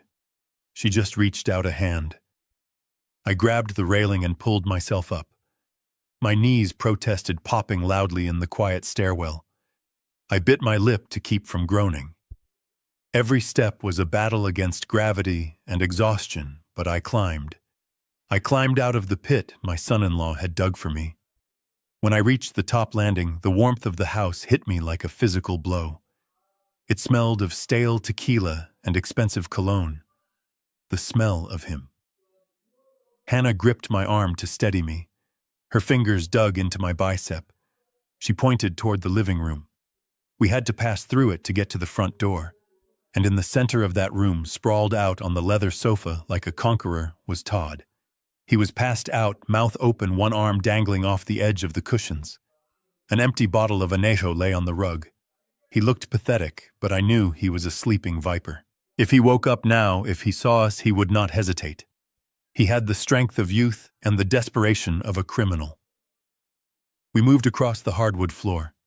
I placed my feet carefully, rolling from heel to toe to minimize the sound, just as I had taught Hannah when she used to sneak in late as a teenager. We were 10 feet away from him. 5 feet. Suddenly Todd shifted. He let out a loud snort and rolled onto his side, facing us. We froze. Hannah stopped breathing. I felt her body tense up, ready to run or fight. Todd's eyelids fluttered. He mumbled something incoherent, a slur of words that sounded like money and fire. His hand twitched, reaching out as if grabbing for something in a dream. I stared at him, my heart hammering against my ribs like a trapped bird. If his eyes opened now, I would have to hit him. I looked at the heavy crystal ashtray on the coffee table within my reach. I calculated the distance. I was weak, but I had one good swing in me. Todd groaned again, smacked his lips, and then settled back into the cushions. His breathing leveled out into a deep, rhythmic snore. Hannah let out a breath that was so shaky it was almost a sob. She looked at me and nodded. We started moving again. Past the sofa. Past the dining table where the divorce papers lay unsigned. Past the life I had built and lost. We reached the front door. Hannah turned the lock. It clicked. To me it sounded like a gunshot, but Todd did not stir. She opened the door and the icy winter wind rushed in to greet us. It was cold, but it tasted like freedom. We stepped out onto the porch, closing the door softly behind us. The driveway was covered in a thin layer of snow. My Ford F-150 sat there under the moonlight, covered in frost. Hannah held up her hand. The keys dangled from her fingers, glinting in the pale light. We did not run. We walked with purpose. We were not escaping anymore. We were advancing to the next battlefield. Before I climbed into the passenger seat of my truck, I asked Hannah to wait for just 60 seconds. I told her I had forgotten something, but the truth was I had one final connection to make. A mechanic never leaves a job unfinished, and I certainly was not going to leave my home without a proper security system in place. While I was trapped in the freezing basement, I had done more than just look for surveillance footage. I had prepared a housewarming gift for Todd and his cash buyers. I slipped back into the shadows of the utility closet located just under the stairwell. In the corner sat 4 50-gallon drums of industrial-grade carbon pigment. It was a relic from my days consulting for commercial printing presses. This was not the kind of ink you buy at an office supply store. This was a chemical compound designed to be permanent. It stains concrete. It penetrates drywall. If you get it on your skin, you wear it for a month. Todd had ignored these drums because he thought they were just trash. He saw ugly metal barrels taking up space. I saw ammunition. I knelt down by the main intake pipe for the house's fire suppression system. It was a modern sprinkler setup I had installed myself years ago to lower our insurance premiums. With a few quick turns of my wrench, I bypassed the city water feed. I connected the heavy rubber hose from the ink drums directly into the system's intake valve. I tightened the clamps until my knuckles turned white, ensuring the seal was perfect. Then I pulled out the digital timer I had salvaged from the broken water heater. I wired it directly to the solenoid valve. My fingers moved with the muscle memory of a lifetime spent building machines. Red wire to the positive terminal, black wire to the ground. I looked at the small LCD screen blinking in the darkness. I set the countdown for Tuesday morning at 9 o'clock sharp. I knew Todd's schedule better than he knew it himself. Tuesday at 9 was exactly when the final walkthrough with the new buyers was scheduled to take place. They would be standing in the living room admiring the crown molding and the refinished hardwood floors. Todd would be bragging about the open concept layout and the natural light. And then the timer would hit 0. The solenoid would open. The pressure would kick in, and every single sprinkler head in the ceiling, from the master bedroom to the kitchen, would explode. But they would not spray water. They would spray a high-pressure mist of jet black, indelible ink. It would coat the walls. It would soak into the expensive carpets. It would ruin the electrical wiring behind the plaster. In less than 3 minutes, my beautiful $1.5 million home would be transformed into a black, toxic hazmat zone. The damage would be catastrophic and completely irreversible. To fix it, you would not just need a cleaning crew, you would need to bulldoze the house and rebuild it from the foundation up. Todd wanted to flip this house for a quick fortune. He wanted to erase my legacy and cash out. Well, I decided to help him with the renovation. I was going to paint it for him. I stood up and wiped my hands on my pants. I looked at the timer one last time, watching the seconds tick away. Tick-tock, Todd. I walked back out to the driveway where Hannah was waiting in the running truck. The cold air felt good against my face. I climbed in and closed the door. Drive, I said, and do not look back. The heater in my truck was roaring at full blast, but it took 20 miles before the shivering finally stopped. I sat in the passenger seat, watching the streetlights of Chicago blur past like streaks of fire. Hannah was driving with a focus I had never seen in her before. Her hands were gripped tight on the wheel, and she checked the rearview mirror every 30 seconds, expecting to see police lights or Todd's sports car chasing us down. But the road behind us was empty. We were ghosts vanishing into the night, leaving nothing behind but a locked basement and a ticking time bomb in the plumbing. We pulled into the driveway of a brownstone in the historic district. It was 3 in the morning, but the porch light was on. Alan Baxter was not just my attorney, he was the man who helped me patent my first engine design 30 years ago. He was a pit bull in a 3-piece suit, and he was the only person on earth I trusted with my life outside of this truck. Hannah helped me up the steps. The door opened before we even knocked. Baxter stood there wearing a silk robe and holding a tumbler of scotch.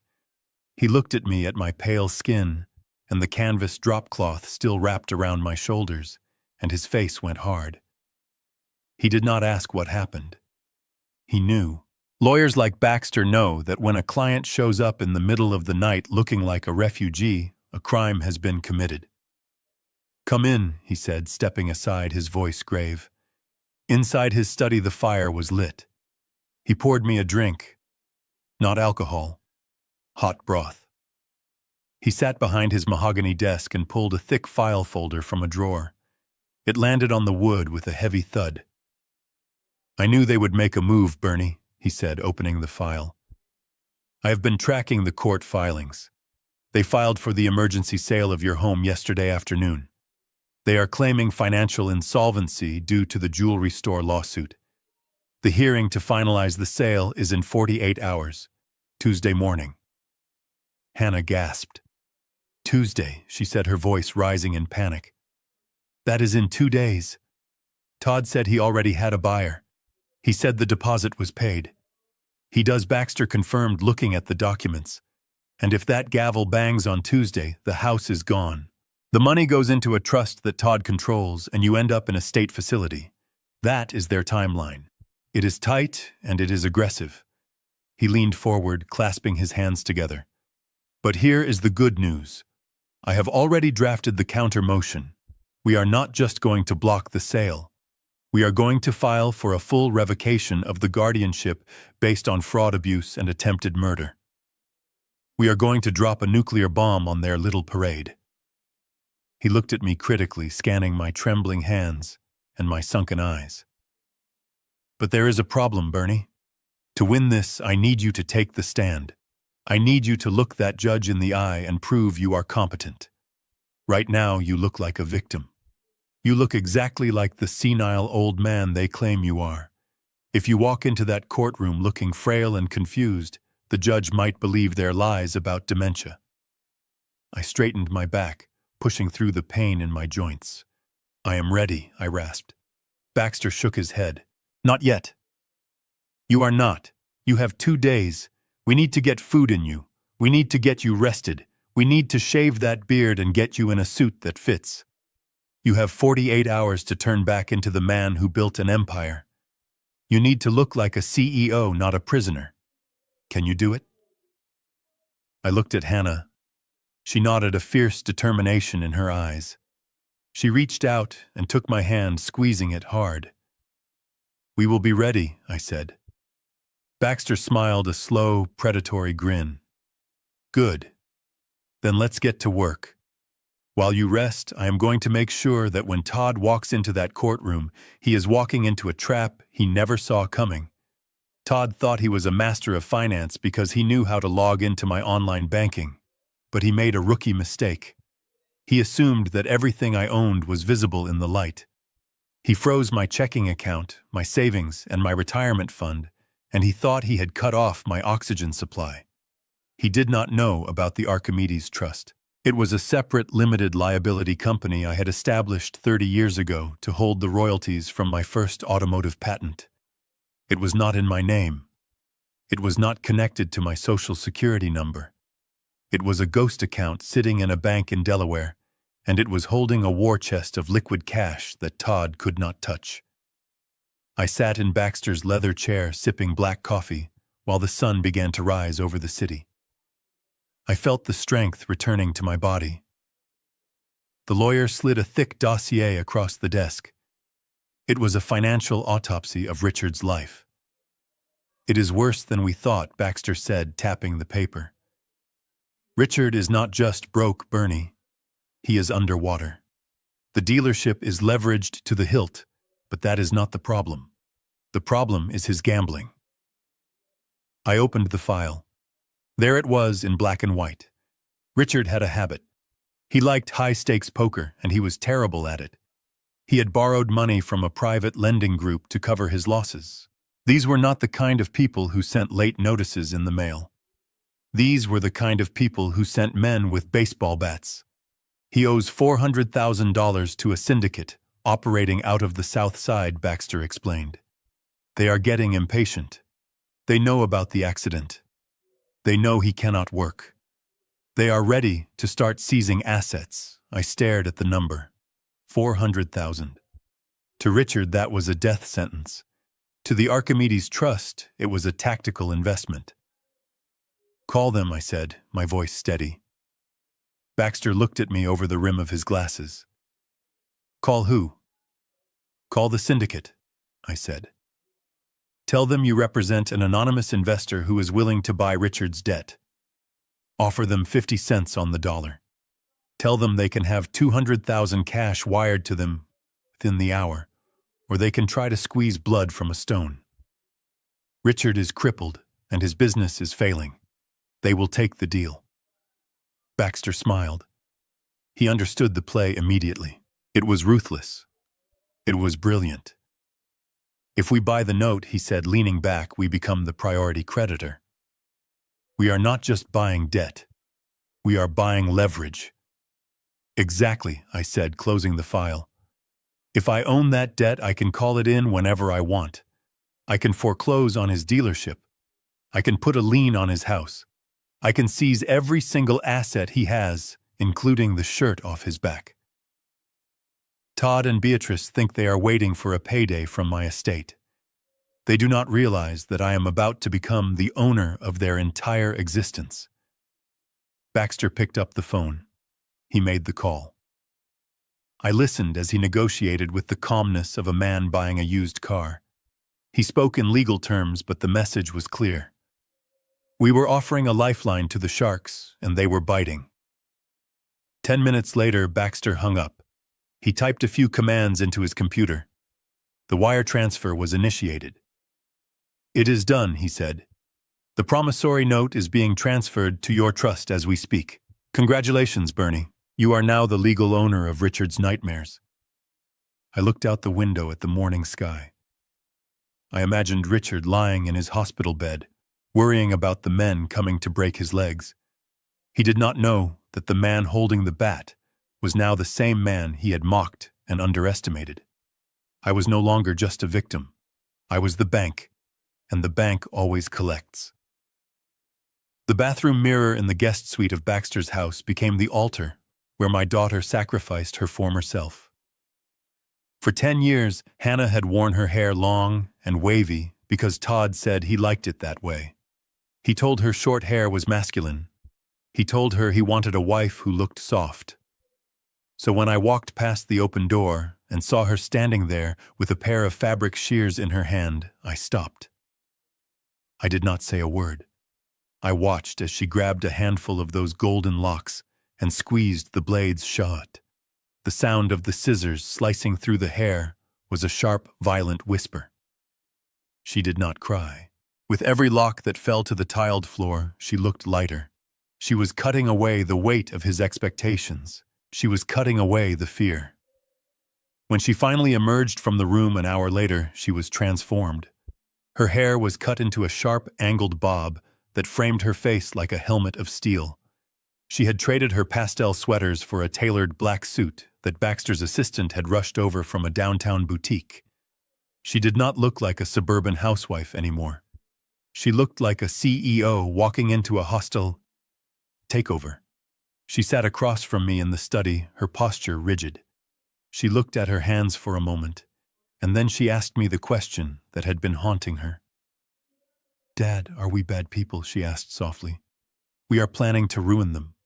We are going to take their home, their reputation, and their money. Is that justice, or is it just cruelty?" I put down my coffee cup. I looked at this woman who I had raised to be kind and generous. I realized I had to teach her the one lesson school never did. The lesson I learned in the trenches of American industry, Hannah. I said, my voice low and serious. "When I started my company, I was like you. I wanted to be fair. I wanted everyone to win. But I learned very quickly that there are people in this world who do not play by the rules. To them, kindness is not a virtue. It is a weakness to be exploited." I leaned forward, resting my elbows on my knees. Todd and his family are not just bad people, Hannah. They are predators. They saw your kindness, and they sharpened their knives. If we stop now, if we show them even an ounce of mercy, they will not be grateful. They will use that mercy to destroy us. They will put me in a home, and they will leave you with nothing. I saw the conflict in her eyes. The little girl who wanted to save everyone was fighting with the woman who needed to survive. In business and in war, I continued, there is no middle ground. You cannot defeat a monster by being polite. You have to be colder than they are. You have to be smarter than they are. And yes, you have to be ruthless. Not because you enjoy it, but because it is the only way to ensure they can never hurt you again. We are not doing this to be cruel. We are doing this to remove a cancer from our lives before it kills us. Hannah looked at me. She took a deep breath, and I saw the last of the doubt evaporate. She touched the sharp ends of her new hair. "You are right," she said, her voice steady. "He called me useless. Tomorrow I am going to show him exactly how useful I can be." We sat there in the quiet of the study, two soldiers cleaning their weapons before the dawn. The storm was coming. But for the first time in a long time, I was not afraid of the thunder. I was the one bringing the lightning. The air in courtroom 4B was stagnant, recycled, and heavy with the scent of cheap lies.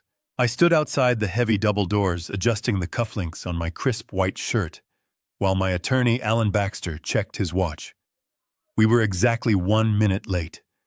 It was a calculated delay designed to let the drama inside reach its boiling point before we turned down the heat. Inside, I knew exactly what was happening. Todd was currently giving the performance of a lifetime. He was standing before the Honorable Judge Sterling, playing the role of the devastated son-in-law to perfection. He would be dabbing at dry eyes with a handkerchief, explaining how his beloved father-in-law had wandered out of the house in a fit of dementia. He would be telling the court that I was missing, lost in the winter cold, and that the only responsible thing to do was to liquidate my assets immediately to pay for the search and rescue efforts. His lawyer, a man who looked like he chased ambulances for a living, was undoubtedly pressing for the emergency motion. They needed the judge to sign the order allowing the sale of the house to go through by noon. They were painting a picture of urgency. They were claiming that without this money, the family would be destitute and unable to care for the tragedy that had befallen them. I could imagine the judge's face. She would be sympathetic. She would see the young man trying to hold his family together in the face of a medical crisis. She would be reaching for her gavel, ready to grant the motion that would hand over my life's work to a thief. Baxter looked at me. He nodded once. It was time. The bailiff opened the doors. They swung wide with a heavy wooden groan that cut through the hushed murmurs of the courtroom. The sound was authoritative. It demanded attention. Every head in the room turned. Todd turned around slowly, wearing a mask of practiced tragedy. But when his eyes landed on me, the mask shattered. I was not the shivering, confused old man he had locked in a freezing basement. I was not the frail victim wrapped in a canvas dropcloth. I was Bernie Walsh, the engineer who had built a fortune from steel and sweat. I was wearing a bespoke Navy suit that cost more than Todd's car. My face was clean-shaven. My back was straight as a steel beam. I walked down the center aisle with the confident stride of a man who owns the building. Beside me, Alan Baxter moved like a shark in calm waters, carrying a briefcase that contained the destruction of Todd's entire world. The silence in the room was absolute. You could hear the hum of the fluorescent lights. Todd's mouth opened and closed, but no sound came out. He looked like he was seeing a ghost. He gripped the edge of the table, his knuckles turning white, as he realized that the dead man was walking. I stopped 10 feet from him. I did not look at the judge yet. I looked directly at Todd. I saw the panic flare in his eyes. I saw him look at the clock on the wall, realizing that his timeline had just been incinerated. "Your Honor," Baxter announced, his voice booming off the walls without the need for a microphone. "I apologize for the interruption. However, I represent Mr. Bernard Walsh, who is standing right here, and I can assure the court that reports of his disappearance and his dementia have been greatly exaggerated." Todd sank back into his chair, his legs giving out beneath him. He looked small. He looked weak. And for the first time since this nightmare began, he looked terrified. Panic is a powerful fuel, but it burns dirty. I watched Todd scramble for a foothold as the ground crumbled beneath him. He looked at me standing there in my tailored suit, looking like the CEO I used to be, and he realized his narrative about the frail, senile old man had just evaporated. He could not sell the judge on my weakness anymore. So in a moment of desperate improvisation, he decided to sell her on my rage. He gripped the podium, his knuckles white, and turned his eyes toward Judge Sterling. His voice shook, but not with fear. He forced it to shake with a performance of victimhood. "Your Honor," he stammered, pointing a trembling finger at me. "This just proves what I have been trying to tell the authorities. He is not just confused, he is violent. The reason we had to secure him in the home was not just to keep him from wandering off. It was to protect my wife. It was to protect myself." A murmur ran through the courtroom. I felt the heat rise in my neck. The audacity of the lie was breathtaking. He was accusing me of the very violence he had inflicted upon us. Todd saw that the judge was listening, so he poured more gasoline on the fire. He has a history of aggression, Todd continued, his confidence growing with every lie. He attacked me in the garage 2 nights ago. He threw a wrench at my head. He threatened to burn the house down. That is why we locked the basement door, Your Honor. We were terrified. We were living in a hostage situation in our own home. I started to step forward. I wanted to roar. I wanted to tell the judge that this man had drugged me and frozen me and left me to die. But Alan Baxter placed a heavy hand on my forearm. His grip was like iron. "Let him talk," Baxter whispered without moving his lips. "Do not interrupt him. Every word he says is another nail in his coffin." Baxter stood up slowly. He did not object. He did not shout. He looked at the court reporter who was typing furiously on her stenotype machine. "Mr. Walsh," Baxter said, addressing Todd with a voice that was terrifyingly polite. "Just so the court is clear on the record, you are stating under oath that my client physically assaulted you and that you locked him in the basement solely for the purpose of self-defense. Is that your official testimony?" Todd hesitated for a fraction of a second. He looked at me, then he looked at the judge. He was too far in to turn back now. "Yes," Todd said, lifting his chin. "That is the truth. He is a monster." Baxter nodded slowly, like a teacher grading a paper. "Thank you, Mr. Walsh," Baxter said. "We just wanted to make sure that accusation was captured perfectly on the record before we proceed." Todd smirked. He thought he had won. He thought he had outsmarted the lawyer. He did not realize that Baxter had just handed him a shovel, and Todd had eagerly started digging his own grave. The trap was set, and it was time to spring it. Baxter stood in the center of the courtroom and adjusted his tie with the calmness of an executioner checking the rope. He did not raise his voice to object to Todd's perjury. He did not argue with the lies. He simply reached into his briefcase and pulled out the battered iPad that Hannah and I had recovered from the basement. He held it up like a holy relic. "Your Honor," Baxter said, his voice cutting through the tension. "The petitioner claims that my client is a confused and violent man who needs to be institutionalized for the safety of the family. He claims he acted in self-defense. However, we believe the court should see the events of that night with their own eyes before making a ruling." He plugged the device into the court's AV system. The large flat-screen monitors mounted on the walls flickered to life. The courtroom lights seemed to dim as the grainy black and white footage from my garage filled the room. For a moment there was confusion. The audience squinted at the image of the dark garage. Then the figure crawled into the frame. It was huge on the screen. Todd. He was wearing the same mechanic gloves he had claimed were mine. He was holding the wire cutters. The audio was crisp and amplified by the courtroom speakers. The sound of metal snapping echoed off the mahogany walls. Snap. Snap. Then came the voice. Todd's voice. Arrogant and clear. "Yeah, Mom, it is done." I severed the line cleanly. The fluid is dripping out slowly. By the time he gets on the highway tomorrow for his checkup, the reservoir will be empty. A collective gasp sucked the air out of the room. It was a physical sound, a wave of shock that rolled from the back benches to the front. The court reporter stopped typing, her hands hovering over the keys in disbelief. The stenographer looked up with her mouth open. On the screen, the digital Todd laughed. "Ideally, he crashes on the hairpin turn on Route 9. That drop is 200 feet. In the courtroom, the real Todd stopped breathing. The color drained from his face so fast, it looked like gravity had pulled it straight down into his shoes. He gripped the table, his eyes bulging, as he watched his own crime play out in high definition.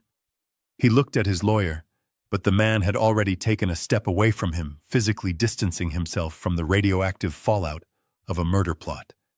Judge Sterling rose from her bench. Her face was no longer sympathetic. It was thunderous. She looked from the screen where a man was planning a death to the man standing in front of her, who had just sworn an oath to tell the truth. She slammed her gavel down. The sound was like a gunshot. "Bailiff," she commanded, her voice ringing with authority. "Secure the doors. No one leaves this room." Two uniformed officers moved instantly, blocking the heavy double doors at the back. The click of the locks engaging was the loudest sound in the world. Todd spun around, looking for an exit, looking for a way out, but there was nowhere to go. He was trapped in a box of his own making. He looked at me, and for the first time he saw the truth. I was not the victim. I was the witness, and I had just delivered the verdict. The video had stunned the room into silence, but Alan Baxter was not done. He knew that in a war you do not just wound the enemy, you finish them. He walked back to the table and picked up a single sheet of paper. It was not a digital file or a recording. It was a physical document with a blue border and an official state seal. It was the title to the 1969 Mustang Boss 429. Baxter held it up for the judge to see. "Your Honor," Baxter said, his voice calm and precise. "The petitioner claims that my client gifted this vehicle to Richard Davis. He claims that the transfer of ownership was complete and that Mr. Davis assumed all liability for the vehicle's condition." Baxter walked over to the witness stand and placed the document in front of a trembling Todd. "Mr. Walsh," Baxter said, pointing to the bottom of the page, "can you please read the signature line for the transfer of title? Is it signed by my client?" Todd looked down. His eyes darted across the paper, looking for a loophole that did not exist. "No," Todd whispered. "It is blank." "Exactly," Baxter said, snatching the paper back. "The title was never signed. The transfer was never processed. Legally speaking, that car still belongs to Bernard Walsh, which means, when you crawled under the chassis and cut those brake lines, you were not just setting a trap for your father. You were committing felony vandalism and destruction of property against my client." Todd slumped in his chair. He realized the legal trap he had walked into. If the car was not Richard's, then the narrative of the generous gift fell apart. But the real blow was yet to come. Baxter turned to the back of the courtroom. "Your Honor, the defense calls Mr. Stephen Reynolds to the stand." A tall man in a charcoal gray suit stood up from the gallery. He did not look like a lawyer. He looked like an actuary. He walked to the front of the room carrying a briefcase that looked heavy with bad news. "Who is this?" Judge Sterling asked, peering over her glasses. "I am the lead counsel for Liberty Mutual Insurance," Mr. Reynolds announced. "We hold the liability policy for the vehicle in question. Or rather, we did until 5 minutes ago." He opened his briefcase and pulled out a rejection letter. Based on the video evidence just presented to this court, he continued, addressing Todd directly. "It is clear that the crash was not an accident. It was an intentional act of sabotage. Insurance policies do not cover criminal acts, Mr. Walsh. We are hereby voiding the policy effective immediately. We will not be paying the $2 million in damages to the jewelry store." Todd let out a sound like a dying animal. He knew what that meant. Without insurance, the debt fell directly on the driver. Furthermore, Mr. Reynolds added, twisting the knife, "Since you and your father filed a claim knowing the crash was staged, we are countersuing both of you for insurance fraud. We will be seeking punitive damages, and we will be forwarding our findings to the district attorney." The room erupted. The gavel banged. But I did not hear the noise. I only saw Todd. He was staring at the table, knowing that he had just bankrupted his family and sent himself to prison in a single afternoon. The financial safety net was gone. The house money was gone. And he was free, falling into an abyss of his own creation. The silence in the courtroom was heavy enough to crush a man, and Todd was already flattened, But we were not done yet because you do not leave a snake alive to bite you another day. Alan Baxter returned to his briefcase, and he did not look at the judge or the bailiff. He looked directly at the gallery where Beatrice was sitting. She was clutching her fake designer bag, looking pale but defiant, still believing that even if Todd went to jail, she would be safe in her own home. She was wrong. Baxter pulled out a document that was not on court bond paper, but on thick, textured stationery. It was the transfer of debt agreement we had signed only hours ago, Your Honor, Baxter said, his voice smooth and deadly. There is the matter of the outstanding liabilities. It has come to our attention that Mr. Richard Davis, the father of the petitioner, is currently in default on a private loan totaling $400,000. Todd looked up, and his eyes glassy. He knew about the loan. He knew the kind of violent men his father had borrowed from. He probably thought the loan sharks were coming to break legs. He did not realize the shark was standing right in front of him in a navy suit. As of this morning, Baxter continued, holding the document aloft, my client, Bernard Walsh, has purchased that debt in full. The promissory note has been transferred. Mr. Walsh is now the sole creditor for the Davis family estate. Beatrice made a sound like a strangled cat. She stood up halfway in the pew, her hands gripping the wood in front of her. She understood the math instantly. Since the insurance company has denied the claim, and since the dealership is technically insolvent due to the owner's incapacity, Baxter said, flipping the page, we are exercising our right to call the loan immediately. We are filing for an emergency asset seizure to satisfy the debt. He turned to look at Todd, who was shaking his head in disbelief. We are taking the dealership, Baxter listed, counting off on his fingers. We are taking the commercial property it sits on. We are taking the inventory. But since that will not cover the full $400,000 plus interest, we are also moving to foreclose on the Davis family primary residence on Elm Street. No, Todd gasped. You cannot do that. That is my parents' house. It is collateral, Baxter corrected him, cold as ice. And we are collecting. We are also seizing all personal vehicles and any bank accounts associated with the debtor.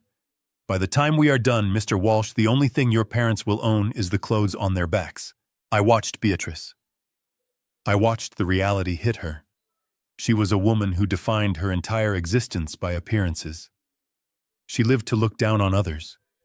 She lived for the country club lunches and the illusion of status. And in 3 sentences, my lawyer had just stripped her naked in front of the world. She was not just broke, she was homeless. She was destitute. Her face turned a color I had never seen on a human being, a mix of gray and green. She put a hand to her throat. She looked at me standing there, healthy and wealthy, and holding the deed to her life, and her brain simply could not process the reversal of fortune. My house, she whispered loud enough for the room to hear. Then her eyes rolled back in her head. Her knees buckled. It might have been a performance for sympathy, or it might have been the genuine shock of a narcissist losing her supply. But she went down hard. She hit the wooden bench with a sickening thud and crumpled to the floor in a heap of faux fur and cheap perfume. Mom, Todd screamed, trying to stand up, but the bailiff pushed him back down into his chair. Order, Judge Sterling shouted, banging her gavel. Medical assistance to the gallery immediately. I stood still. I did not rush to help. I did not look away. I watched the paramedics rush in to treat the woman who had demanded I pay for her husband's mistakes. I felt Hannah's hand slip into mine. Her grip was strong. We watched the empire of lies crumble into dust, and neither of us shed a single tear. While the gavel was banging in the courtroom, sealing Todd's fate, a different kind of judgment day was arriving at Mercy General Hospital. Richard Davis was lying in a private recovery room, a luxury he had demanded despite not having the insurance to cover it. His legs were encased in heavy plaster casts elevated in traction pulleys. He was staring at the ceiling, high on morphine and self-pity, waiting for his wife to call and tell him that they had secured my money. He thought his biggest problem was learning how to walk with a cane. He did not know that he would never walk as a free man again. The door to his room did not open with the gentle swoosh of a nurse checking vitals. It swung open hard, hitting the wall with a thud that made Richard jump. Two men walked in wearing cheap suits and carrying the heavy atmosphere of law enforcement. They were not patrol officers. They were detectives from the State Financial Crimes Division. Richard tried to summon his usual arrogance, but it is hard to look intimidating when you are wearing a hospital gown and drinking apple juice through a straw. "You cannot be in here," he slurred, his words thick from the medication. "I am in recovery." "Get out." The older detective walked to the side of the bed and looked down at Richard with a look of pure disgust. He did not ask how the patient was feeling. He pulled a pair of handcuffs from his belt. "Richard Davis, you are under arrest," the detective said, his voice flat and professional. Richard laughed, a dry, hacking sound. "Arrested for what?" "A traffic accident." "My lawyer will have your badges for harassment." The detective shook his head. "Not for the accident, Mr. Davis, although the insurance fraud charge on that is pending. We are here about the warehouse fire in 2018, and the stolen inventory claim from 2020, and the flood damage payout from last year." Richard stopped laughing. His face went stark white, matching the sheets. Those were his secrets. Those were the scams that had kept his dealership afloat for a decade. He had buried the evidence. He had paid off the inspectors. No one knew. Except me. I knew. I had spent years collecting the paperwork, noting the discrepancies, and saving the emails. I had handed the entire file to the district attorney that morning. "We have the ledger," the detective continued. "We have the emails between you and the adjusters you bribed. It is over, Richard. We are charging you with 6 counts of grand larceny, 4 counts of insurance fraud and racketeering." Richard tried to sit up, but the pain in his shattered legs slammed him back down. He gasped, reaching for the call button to summon help, but there was no help coming. "My wife," he gasped. "Call my wife, she will fix this." The detective smirked as he clicked one cuff onto Richard's left wrist and the other to the metal rail of the hospital bed. "Your wife is currently being treated for shock at the courthouse after finding out you are homeless," the detective said. "And your son is in a holding cell. You are all alone, Richard." The weight of the words crushed him. The pain in his legs was nothing compared to the agony of his reality. He was 60 years old. He was crippled. He was bankrupt. And he was going to spend the rest of his life in a prison infirmary. He looked at the handcuffs gleaming under the fluorescent lights. He had spent his whole life trying to look like a rich man. Now he was just a number. I was not there to see it, but I heard that for the first time in his life, Richard Davis started to cry. Not for his family, but for himself. And across the city, I sat with my daughter, and we finally allowed ourselves to breathe. The kings were dead. Long live the truth. The sound of handcuffs ratcheting tight is a unique mechanical noise. It is sharp and final, like a trap snapping shut on a wolf's leg. I stood by the prosecution table and watched the bailiff pull Todd's arms behind his back. The arrogance that had defined him for the last 3 years was gone. It had drained out of him, leaving behind a sweating, trembling shell of a man who realized too late that he was not the hero of this story. He was the villain, and the movie was ending. Todd twisted in the officer's grip, scanning the room with wild, desperate eyes. He was looking for a lifeline. He looked past his lawyer, who was already packing his briefcase. He looked past the judge, who was signing the remand order. And then his eyes landed on Hannah. She was standing next to me in her sharp black suit, holding a manila envelope. She looked like a statue carved from ice, beautiful and utterly unyielding. Todd lunged toward her, pulling the bailiff with him. "Hannah," he shouted, his voice cracking. "Baby, please.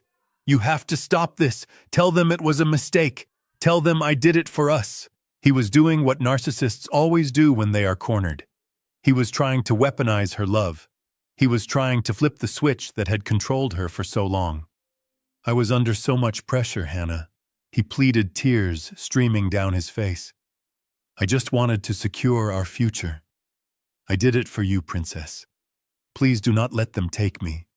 Talk to your dad. Tell him to drop the charges. We can fix this. I love you, Hannah. I love you so much. I felt my muscles tense, ready to step in and protect her from his poisonous words.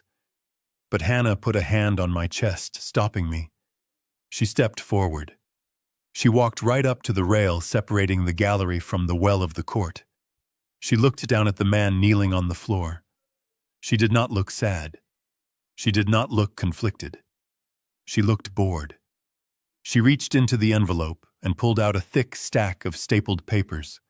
She tossed them over the rail. They landed on the floor in front of Todd's knees. "It is not a mistake, Todd," she said, her voice clear and carrying to every corner of the room. "And you did not do it for me. You did it because you are a small, greedy man who thought he could get away with murder." Todd looked at the papers. Even upside down, the bold text at the top was legible. Petition for dissolution of marriage. I am not your princess. Hannah continued, cold as the winter wind outside. I am the woman who owns everything you thought was yours. I am taking the house. I am taking the car. I am taking the savings, and I am taking back my name. The bailiff hauled Todd to his feet. The reality of his situation crashed down on him. He was losing his wife, his freedom, and his money all in the span of 10 seconds. Hannah, he sobbed. You cannot do this. We are partners. Sign the papers, Todd, she said, turning her back on him. Do it before you get processed. It will look better for you at sentencing if you cooperate. She stopped and looked over her shoulder one last time. Her eyes were dry. Her expression was empty of any affection. And do not waste your phone call on me, she added, because I am not coming to visit. I never want to see your face again. Enjoy the cell, Todd. I hear it is very cold this time of year. The bailiff dragged him away, kicking and screaming through the side door. His wails echoed in the hallway until the heavy door slammed shut, cutting off the noise. The silence that followed was beautiful. Hannah took a deep breath, smoothing the lapel of her jacket. She looked at me and smiled.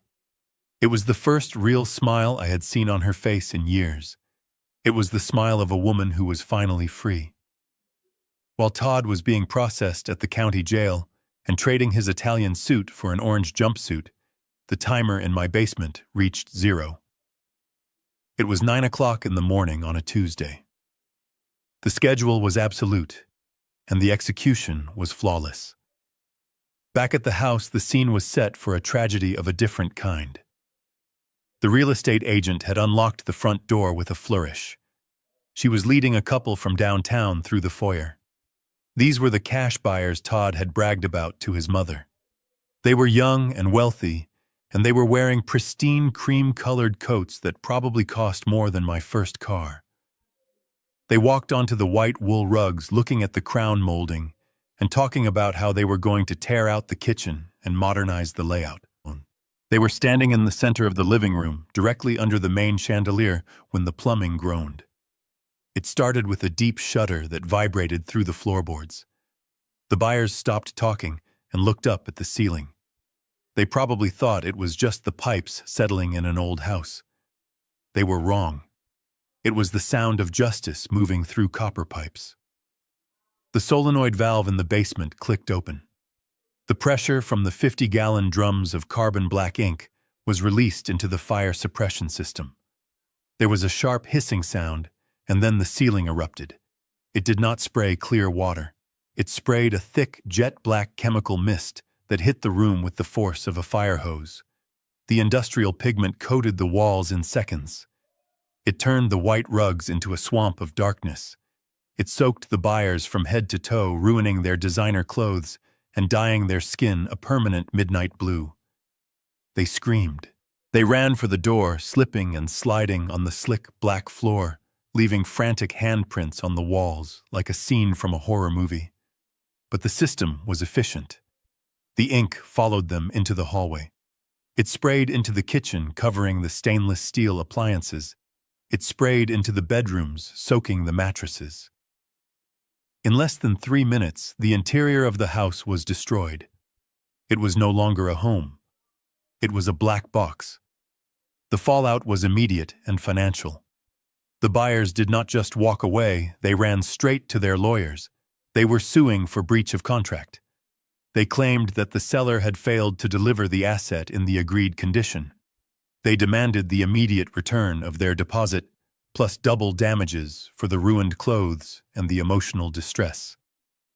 And since the preliminary contract was signed by Todd, acting as my guardian, the liability fell squarely on his shoulders. He was already in debt to me for $400,000. Now he owed the buyers another $100,000. He was buried under a mountain of litigation that he could never climb out of.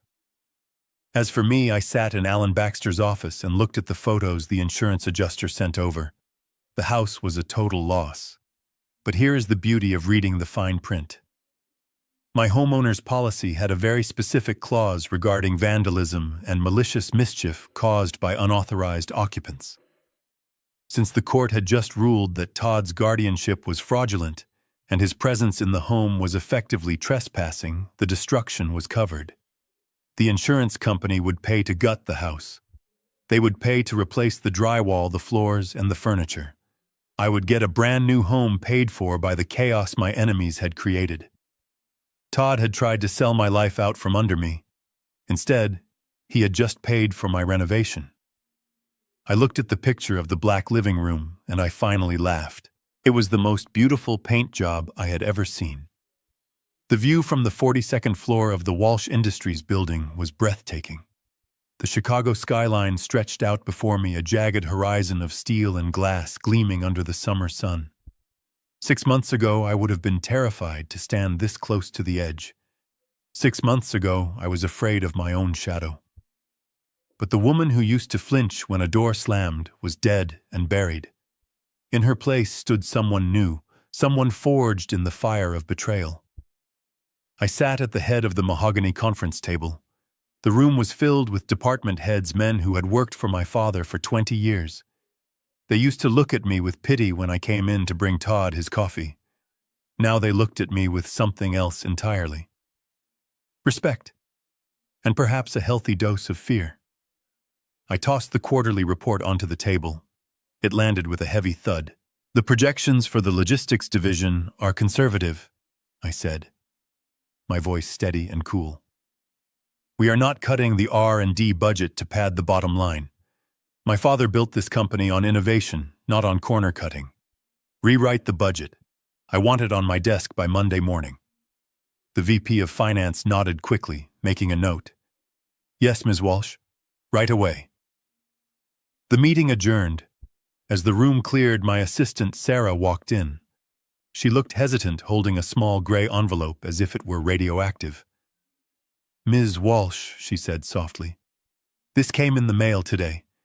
It was marked personal, but I recognized the return address. It is from the correctional facility in Joliet. She placed the letter on my desk. The handwriting was cramped and messy, scrawled with a cheap prison pencil. It was Todd's handwriting. I looked at it. For a moment I waited for the old panic to rise in my chest. I waited for the heart palpitations, the sweaty palms, the urge to fix whatever was wrong. But nothing happened.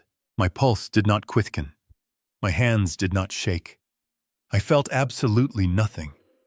It was like looking at a piece of junk mail. I picked up the silver letter opener my father had given me when he named me interim CEO.